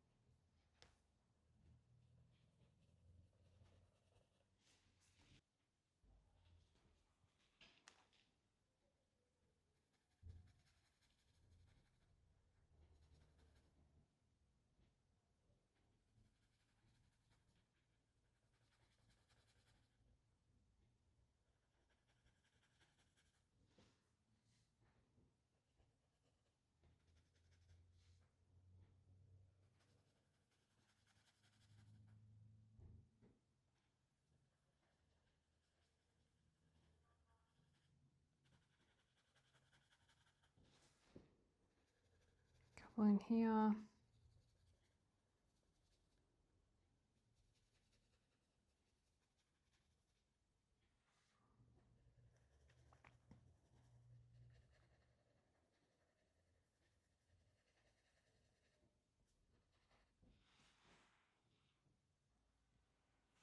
Okay, now for Slate Violet. This is more of a grey violet, I would say. And I'm just going to finish off a few little areas.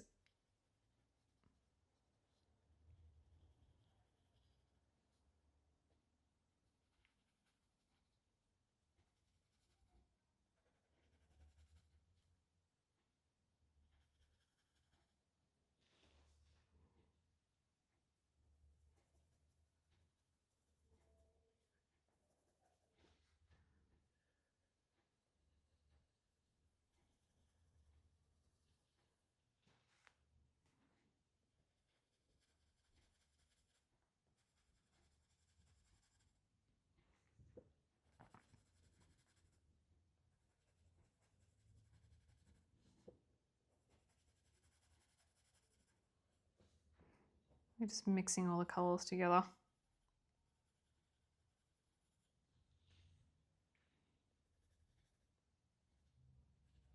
And we'll get the main hair piece done before we finish off the other ones that are in her hair. I might keep those fairly light. We'll see.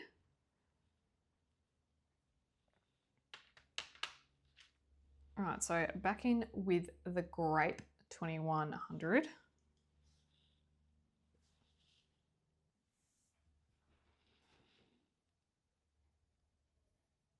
And just filling in some darker areas.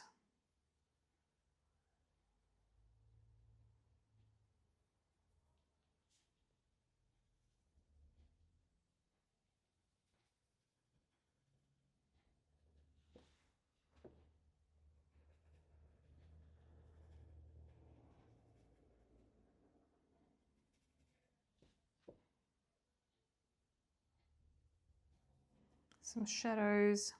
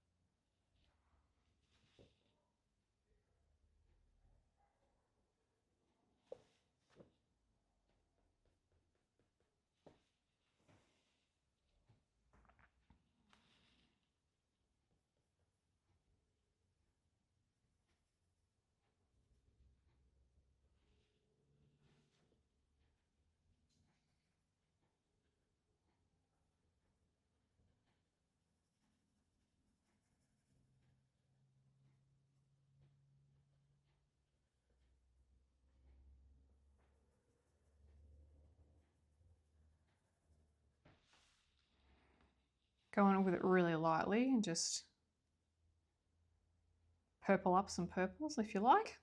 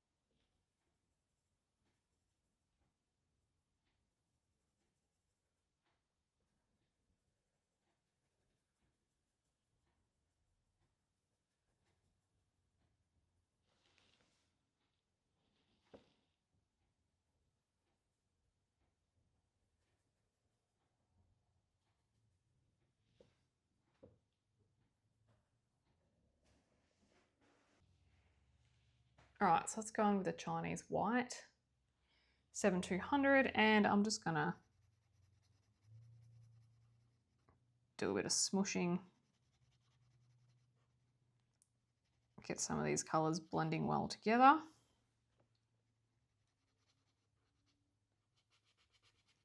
You can always go over them. If I want to add some more color, that is fine.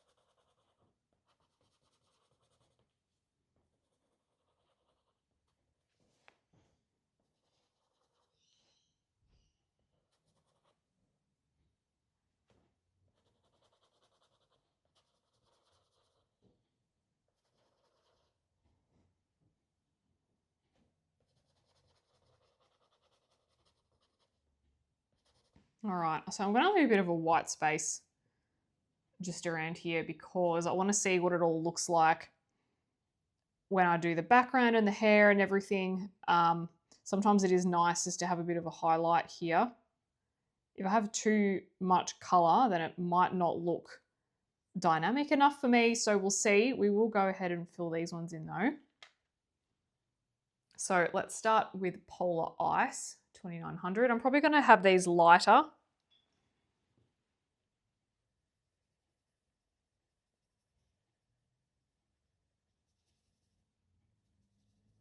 At this stage.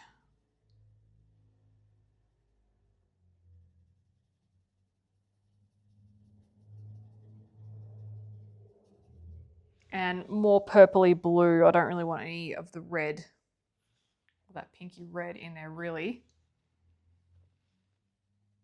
Never say never though. I might get inspired.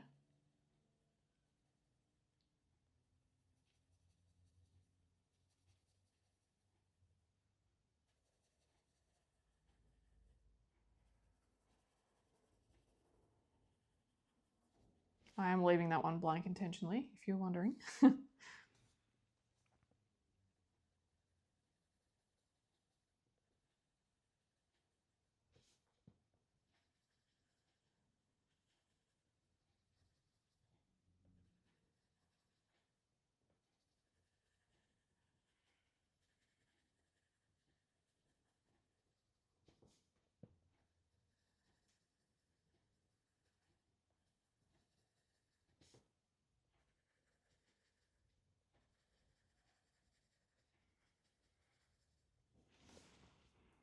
And we'll do the ones at the bottom as well.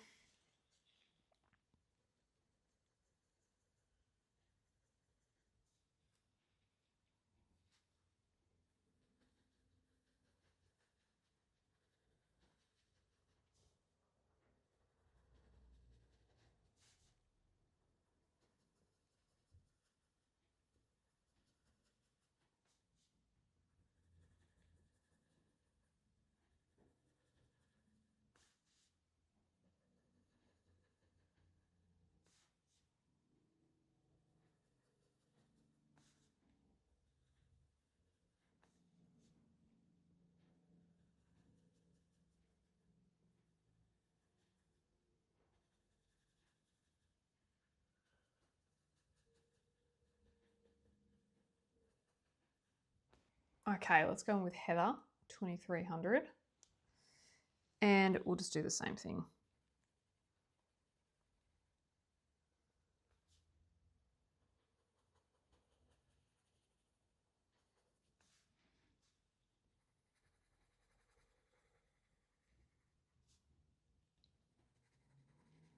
Oh, the amount of, just so you know a bit of my thought process, as I colour, I do think about the other elements. As I'm colouring, the amount of different ideas for her top that is just running through my head is crazy. Originally, I wanted to go blue purple, then I was thinking green because we've got a lot of these beautiful fir greens and the spruce greens, like a really muted but dark green with like a splash of brown through it, you know, to represent kind of hydrangea leaves.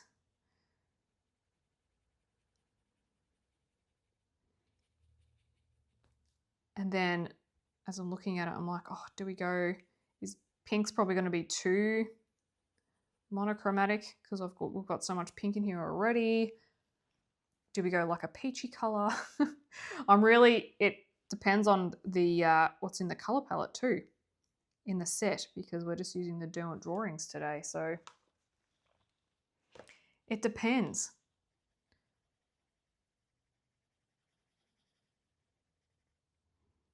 And her hair as well, I am picturing a light brown. I'm probably going to have to stare at it for a while and let it speak to me, you know?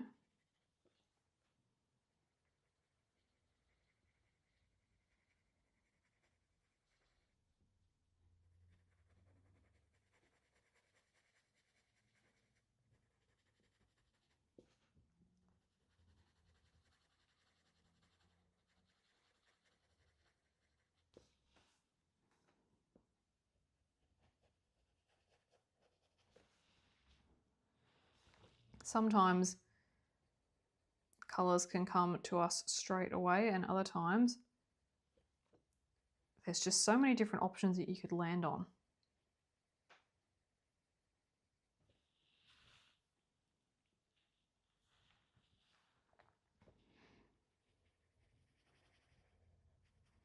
Or we could do red as well, but again, monochromatic, I'm just thinking of wanting to make it something different that's not actually in the hydrangeas currently, but would go with it. Because if we do go with this, like a green color, it, you know, makes it very spring-like.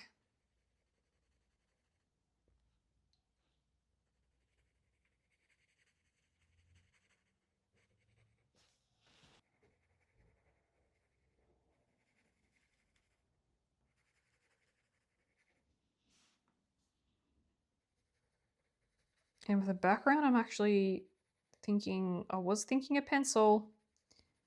Now I'm thinking watercolor paint. Funny. I laugh at myself. Okay, let's go with soft violet, 2200.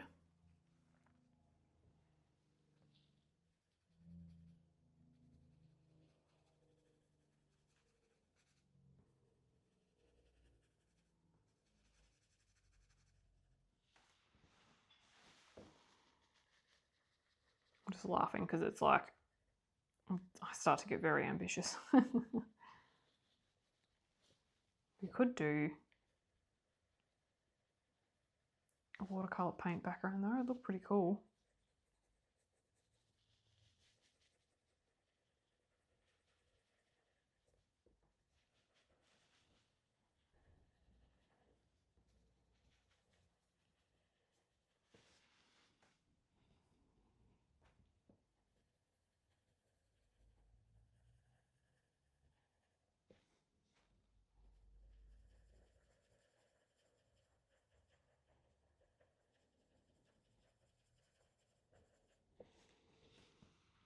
Yeah, even like the light moss colors, like this real spring green color for the top maybe could go.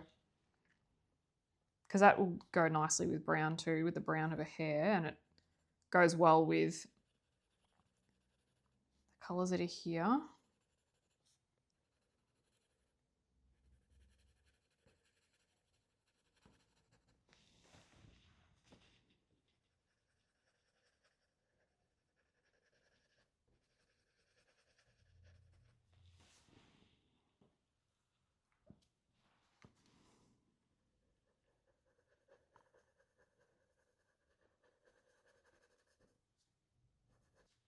Yeah, because with a watercolour background, darken it up a little bit.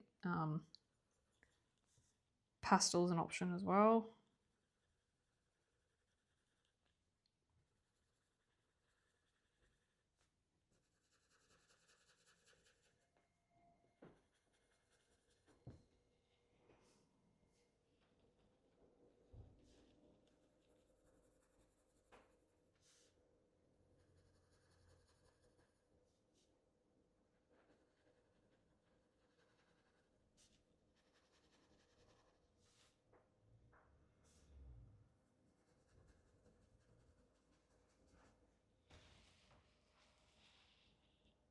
Okay, now I'm going to go in with Polar Ice. And I'm just going to darken up some of these just lastly.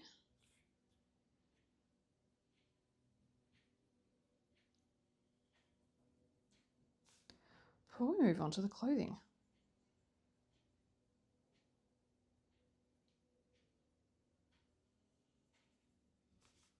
We can always come back in and do a little bit if we need to after. Adjust some colours.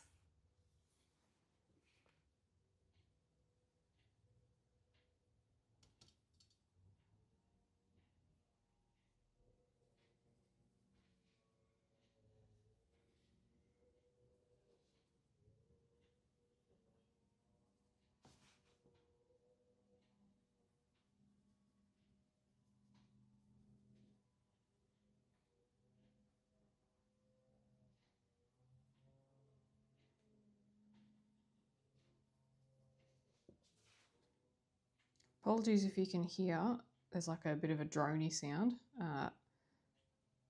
Neighbours have the whippersnipper out.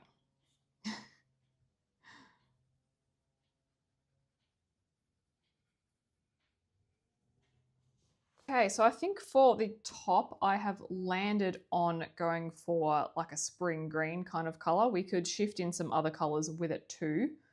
So I am thinking of the light moss and the sage leaf, and we could thread in some, is that pistachio? It's distant green, I think.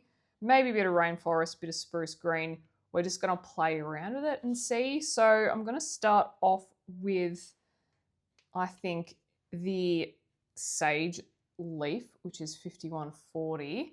And I'm just going to start off in some of the shadow areas.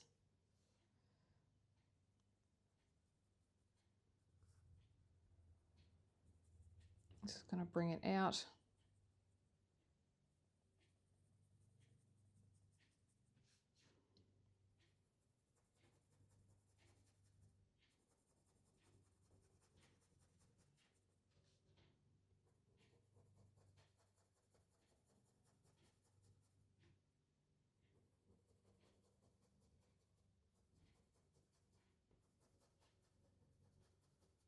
Just going to go over the areas where the shading is.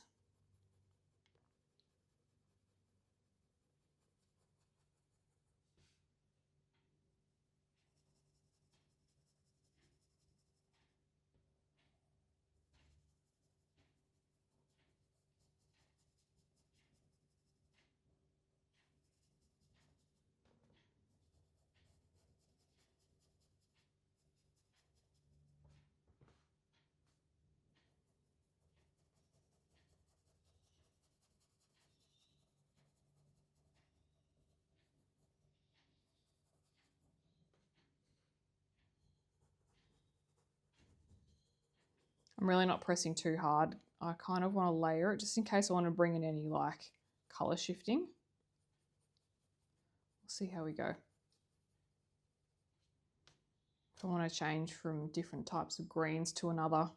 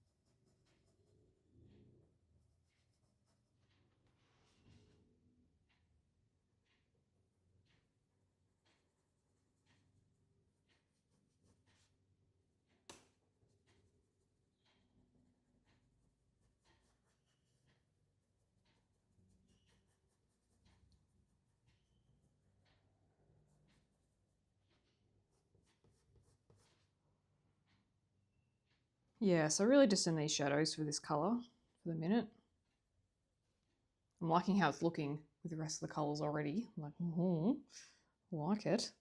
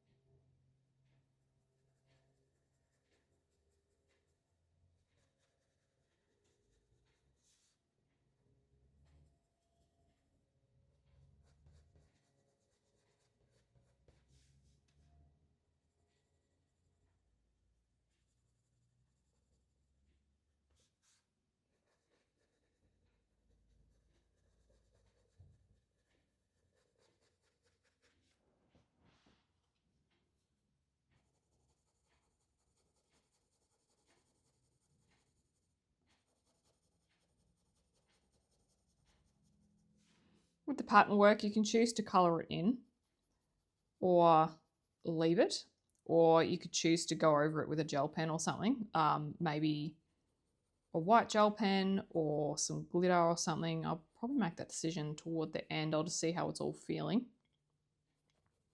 I find it's a bit hard to know how something's generally going to look until the very end.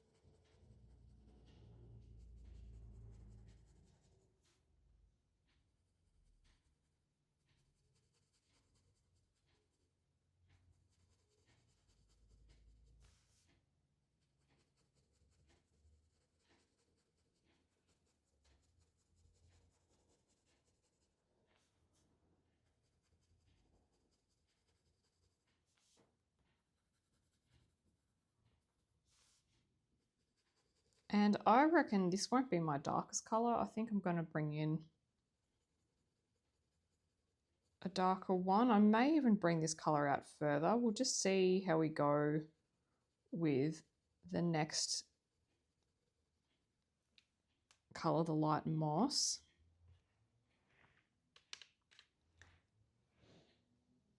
And that being 5110.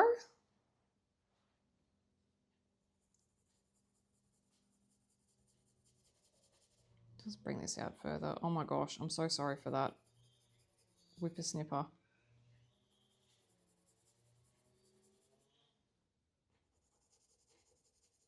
I'm just going, I'll reduce the volume so that you don't hear it.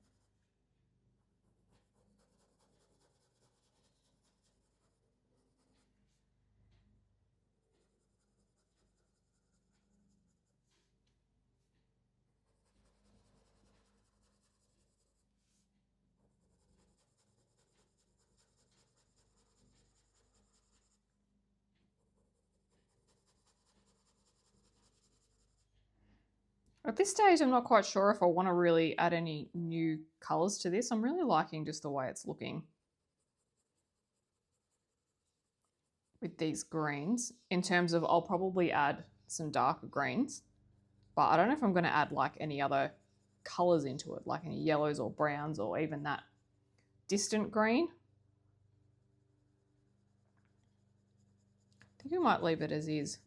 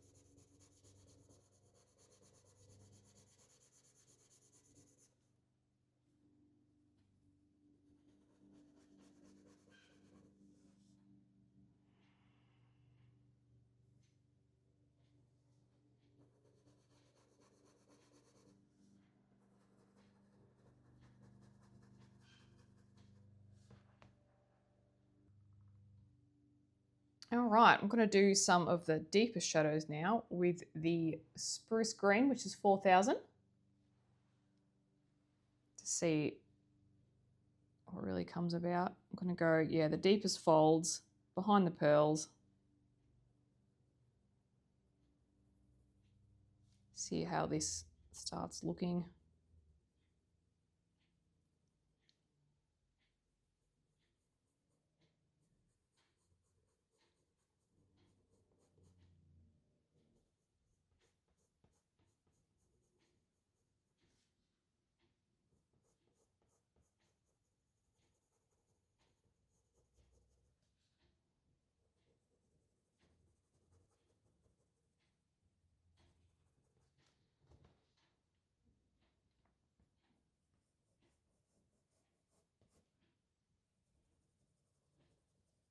So I'm going quite lightly. don't want to scrub it too much.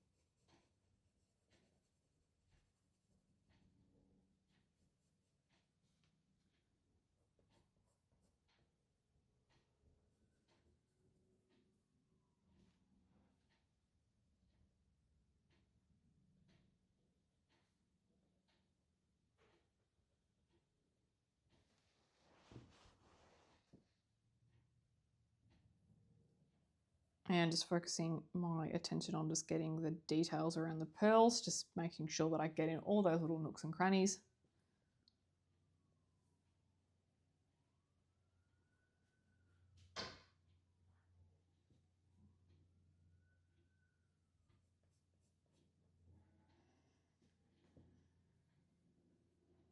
Today is just all the sounds, yeah, right now it's just all the sounds. I've got whippersnippers, mowers, I've got sirens, oh my gosh.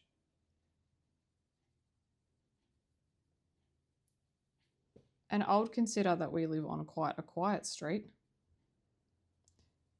Not today.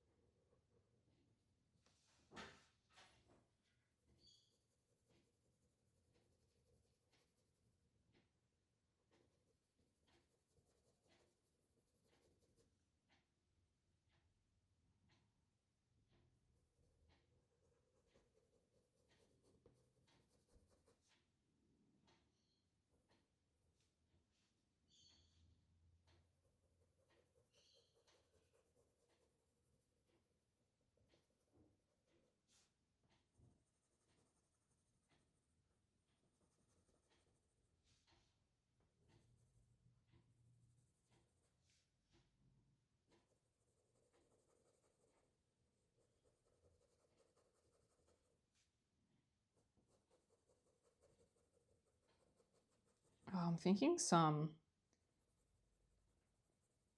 glitter silver gel pen might look nice over these patterns, because I'm going to have silver in the pearls, I think.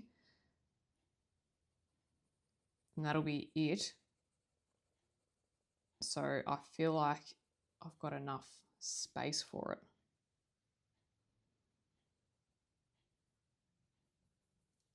But we'll probably do that at the very end of the page, because I will smudge it.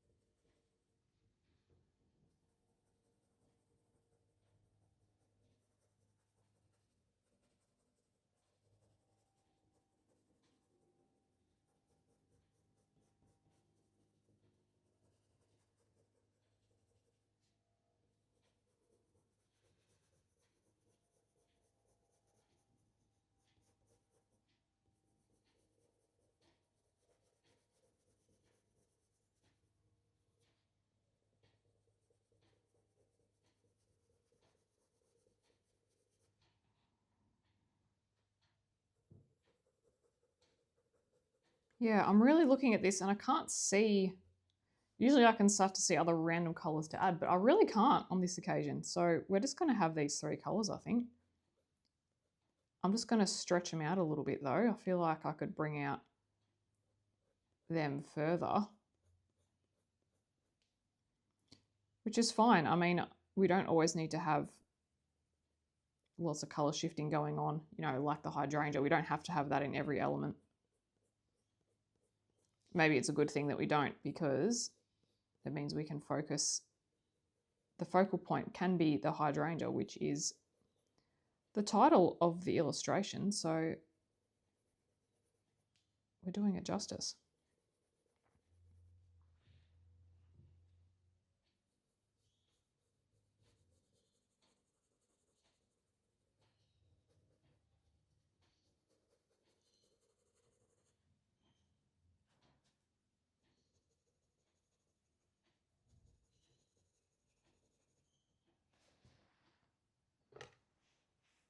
All right, I'm going to go back in with the sage leaf 5140. Just bring it out more, and then we'll do the same with the light moss.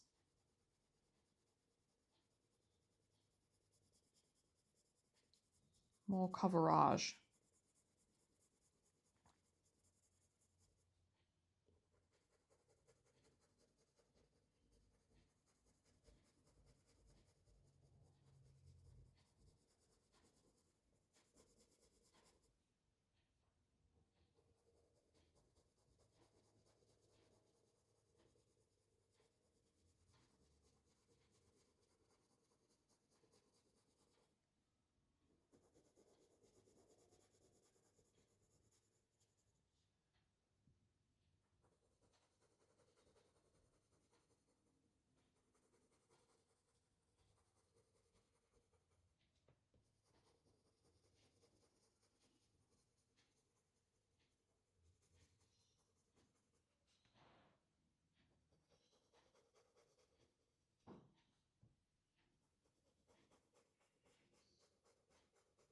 Oh, this one had a bit of a fleck of brown in there. Can you see that? This random brown bit. Oh well. Yeah, rando. Oh, there it is again.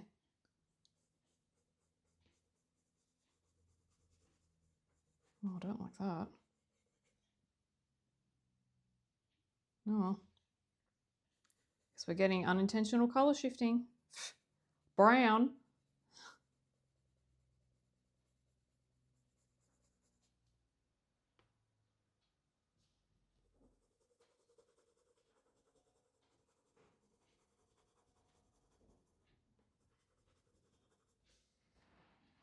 Yep, we're gonna have to roll with it. I could sharpen it, but I don't want to waste it. So we're gonna roll with it. I'm not too worried about it. I'm a bit disappointed, but I'm not too worried about it, because if it was a skin tone, I'd be trying to correct that ASAP, but I'm gonna roll with it. I actually like it, and I'm thinking, do I add a brown shade in? I'm just looking at it. I'm kind of thinking, could we add something? After all my talking about not wanting to add in any other colours, methinks there's an option. Thanks, pencil grit.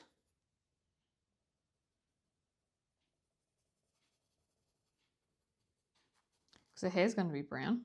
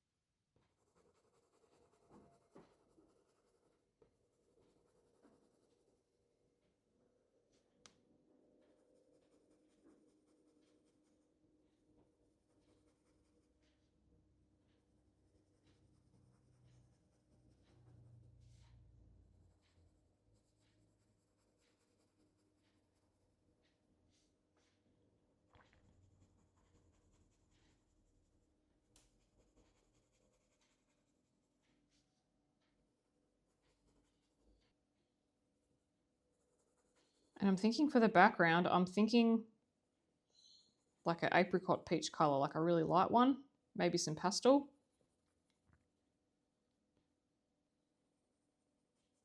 Maybe some Neo Colour 2. Pastel might be nice and soft.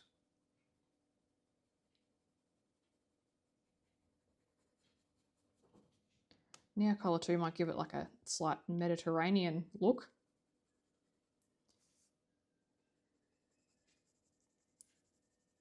Yeah, either way we could look at Neo Colour 2 or Neo Colour 2 and pastel. That could be fun.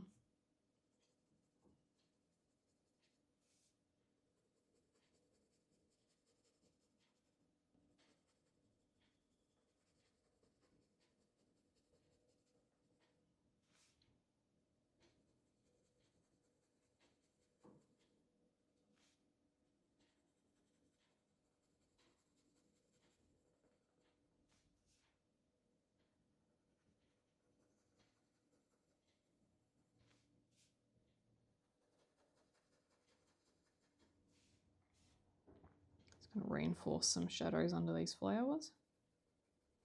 Wow, it sounded really Australian. Under these flowers. Eh? Lol, I don't do our accent any justice.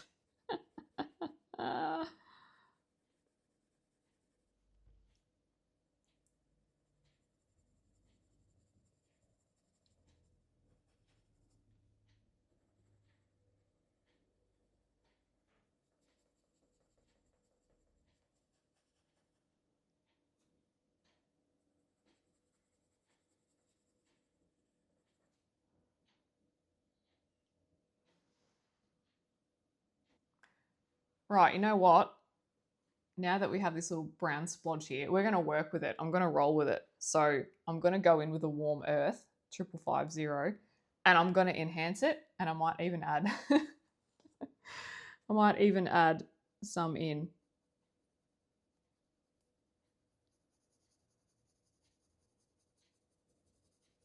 How funny.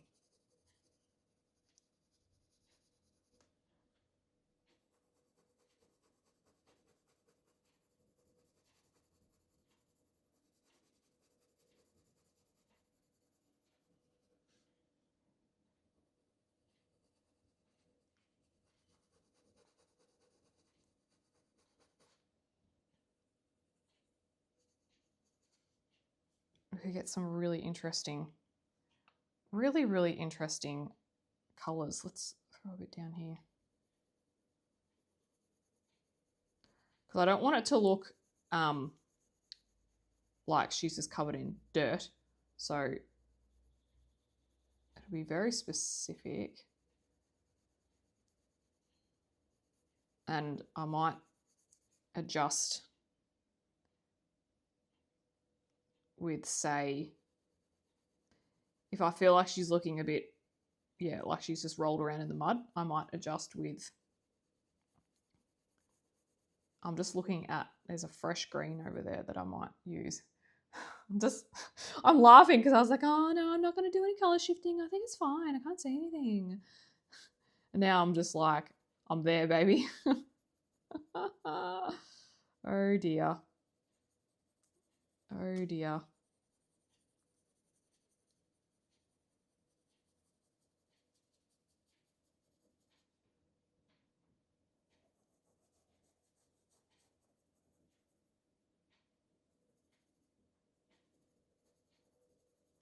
I don't know if this is the correct way to call, like, if you actually call it colour shifting. It's just what makes sense in my mind. It's when I just,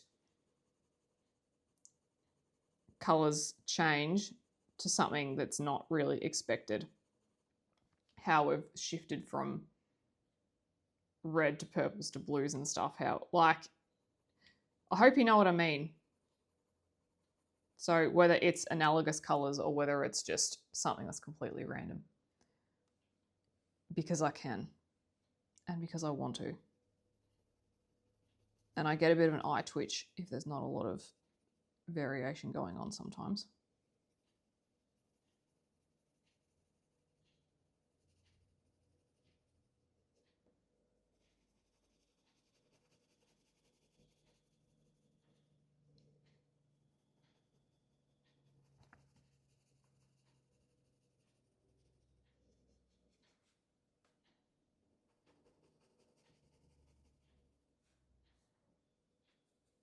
feel like it needs a little bit up here.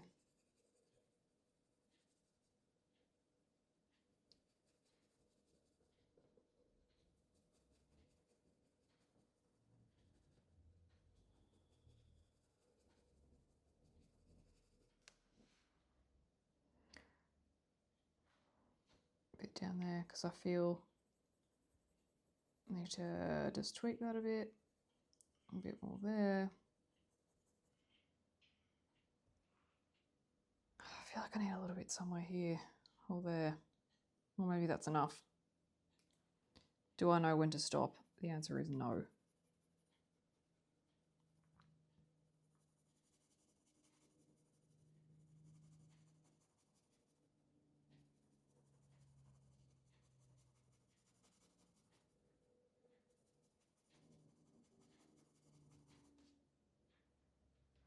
Now, now I'm thinking of adding another colour in. Okay. So let's try yellow ochre 5720, and I'm just gonna bring it out on the brown, but crumbly, just a little bit further out.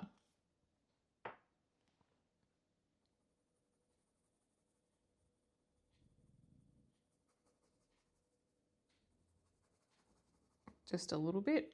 Just make it glow just a little bit. We'll see if it works. I was looking at a fresh green, but I just wonder if that's not what I want. I was wondering if that fresh green is too Shrek. And this is a bit more delicate, and if I'm going to do an apricot background and with brown hair as well, this yellow might blend a bit more nicely.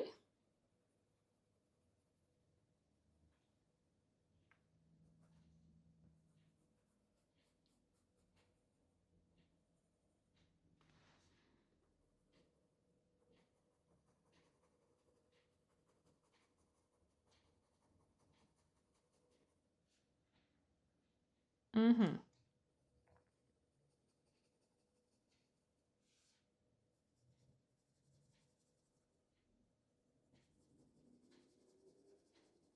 It's a bit too yellow there, but whatever. Looks cool. I like it.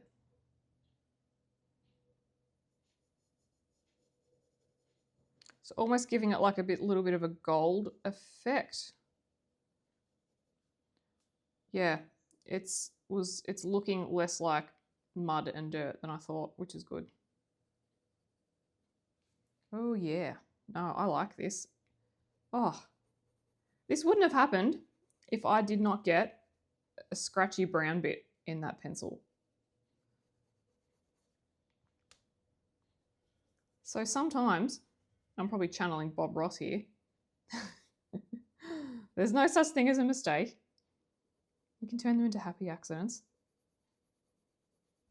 and stuff that actually shapes your work. How hilarious. Oh, this is so funny.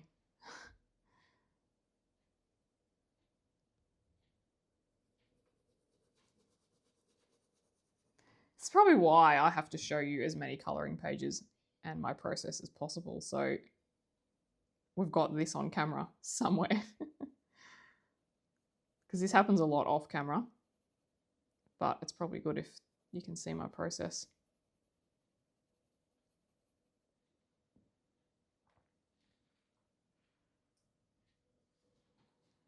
Let's do a bit more down here.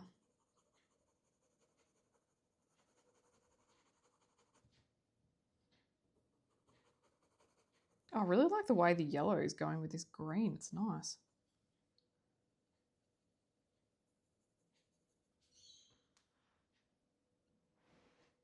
All right, let's just go in with the light moss 5110. I'm just going to bring that out a bit more, and then I'm probably going to go over with some white just to blend in a few things. I'm liking the white space that we've got. So it looks very glowy, and I like that.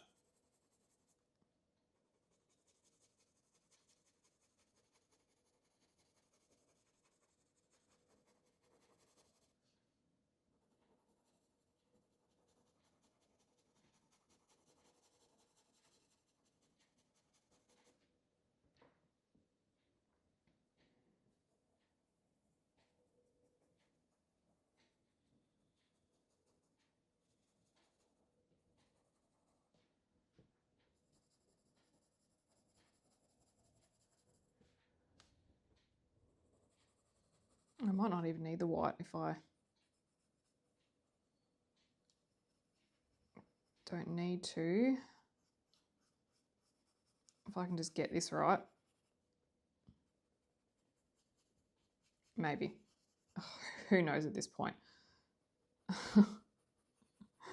Might even bring in fluoro pink at the rate I'm going. No, I'm not doing that.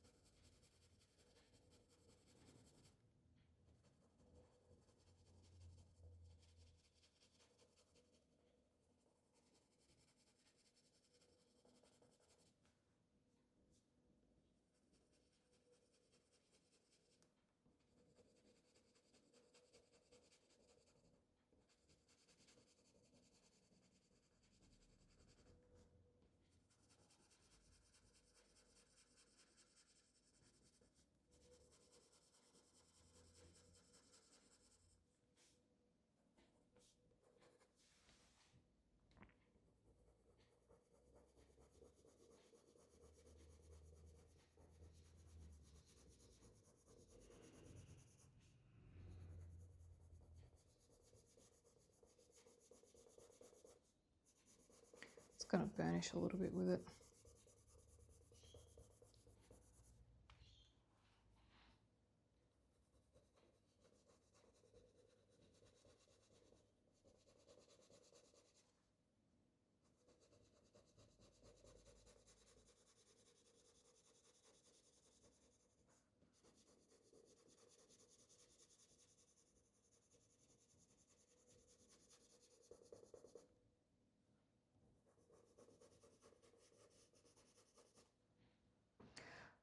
Okay, so I think we've been going for about 3, if not more hours now. So I'm going to leave it at that. This will be the conclusion of part 1. In part 2, we will complete the rest of the page. I'm confident that we can get the hair and the rest of the facial features done and the background and the embellishment. So stay tuned for part 2, which will be coming out very soon. Thank you very much for joining me today. Let me know in the comments if you're following along and if you decided to add the brown in like I did. See how you go, and I will chat to you in the next video. Bye bye.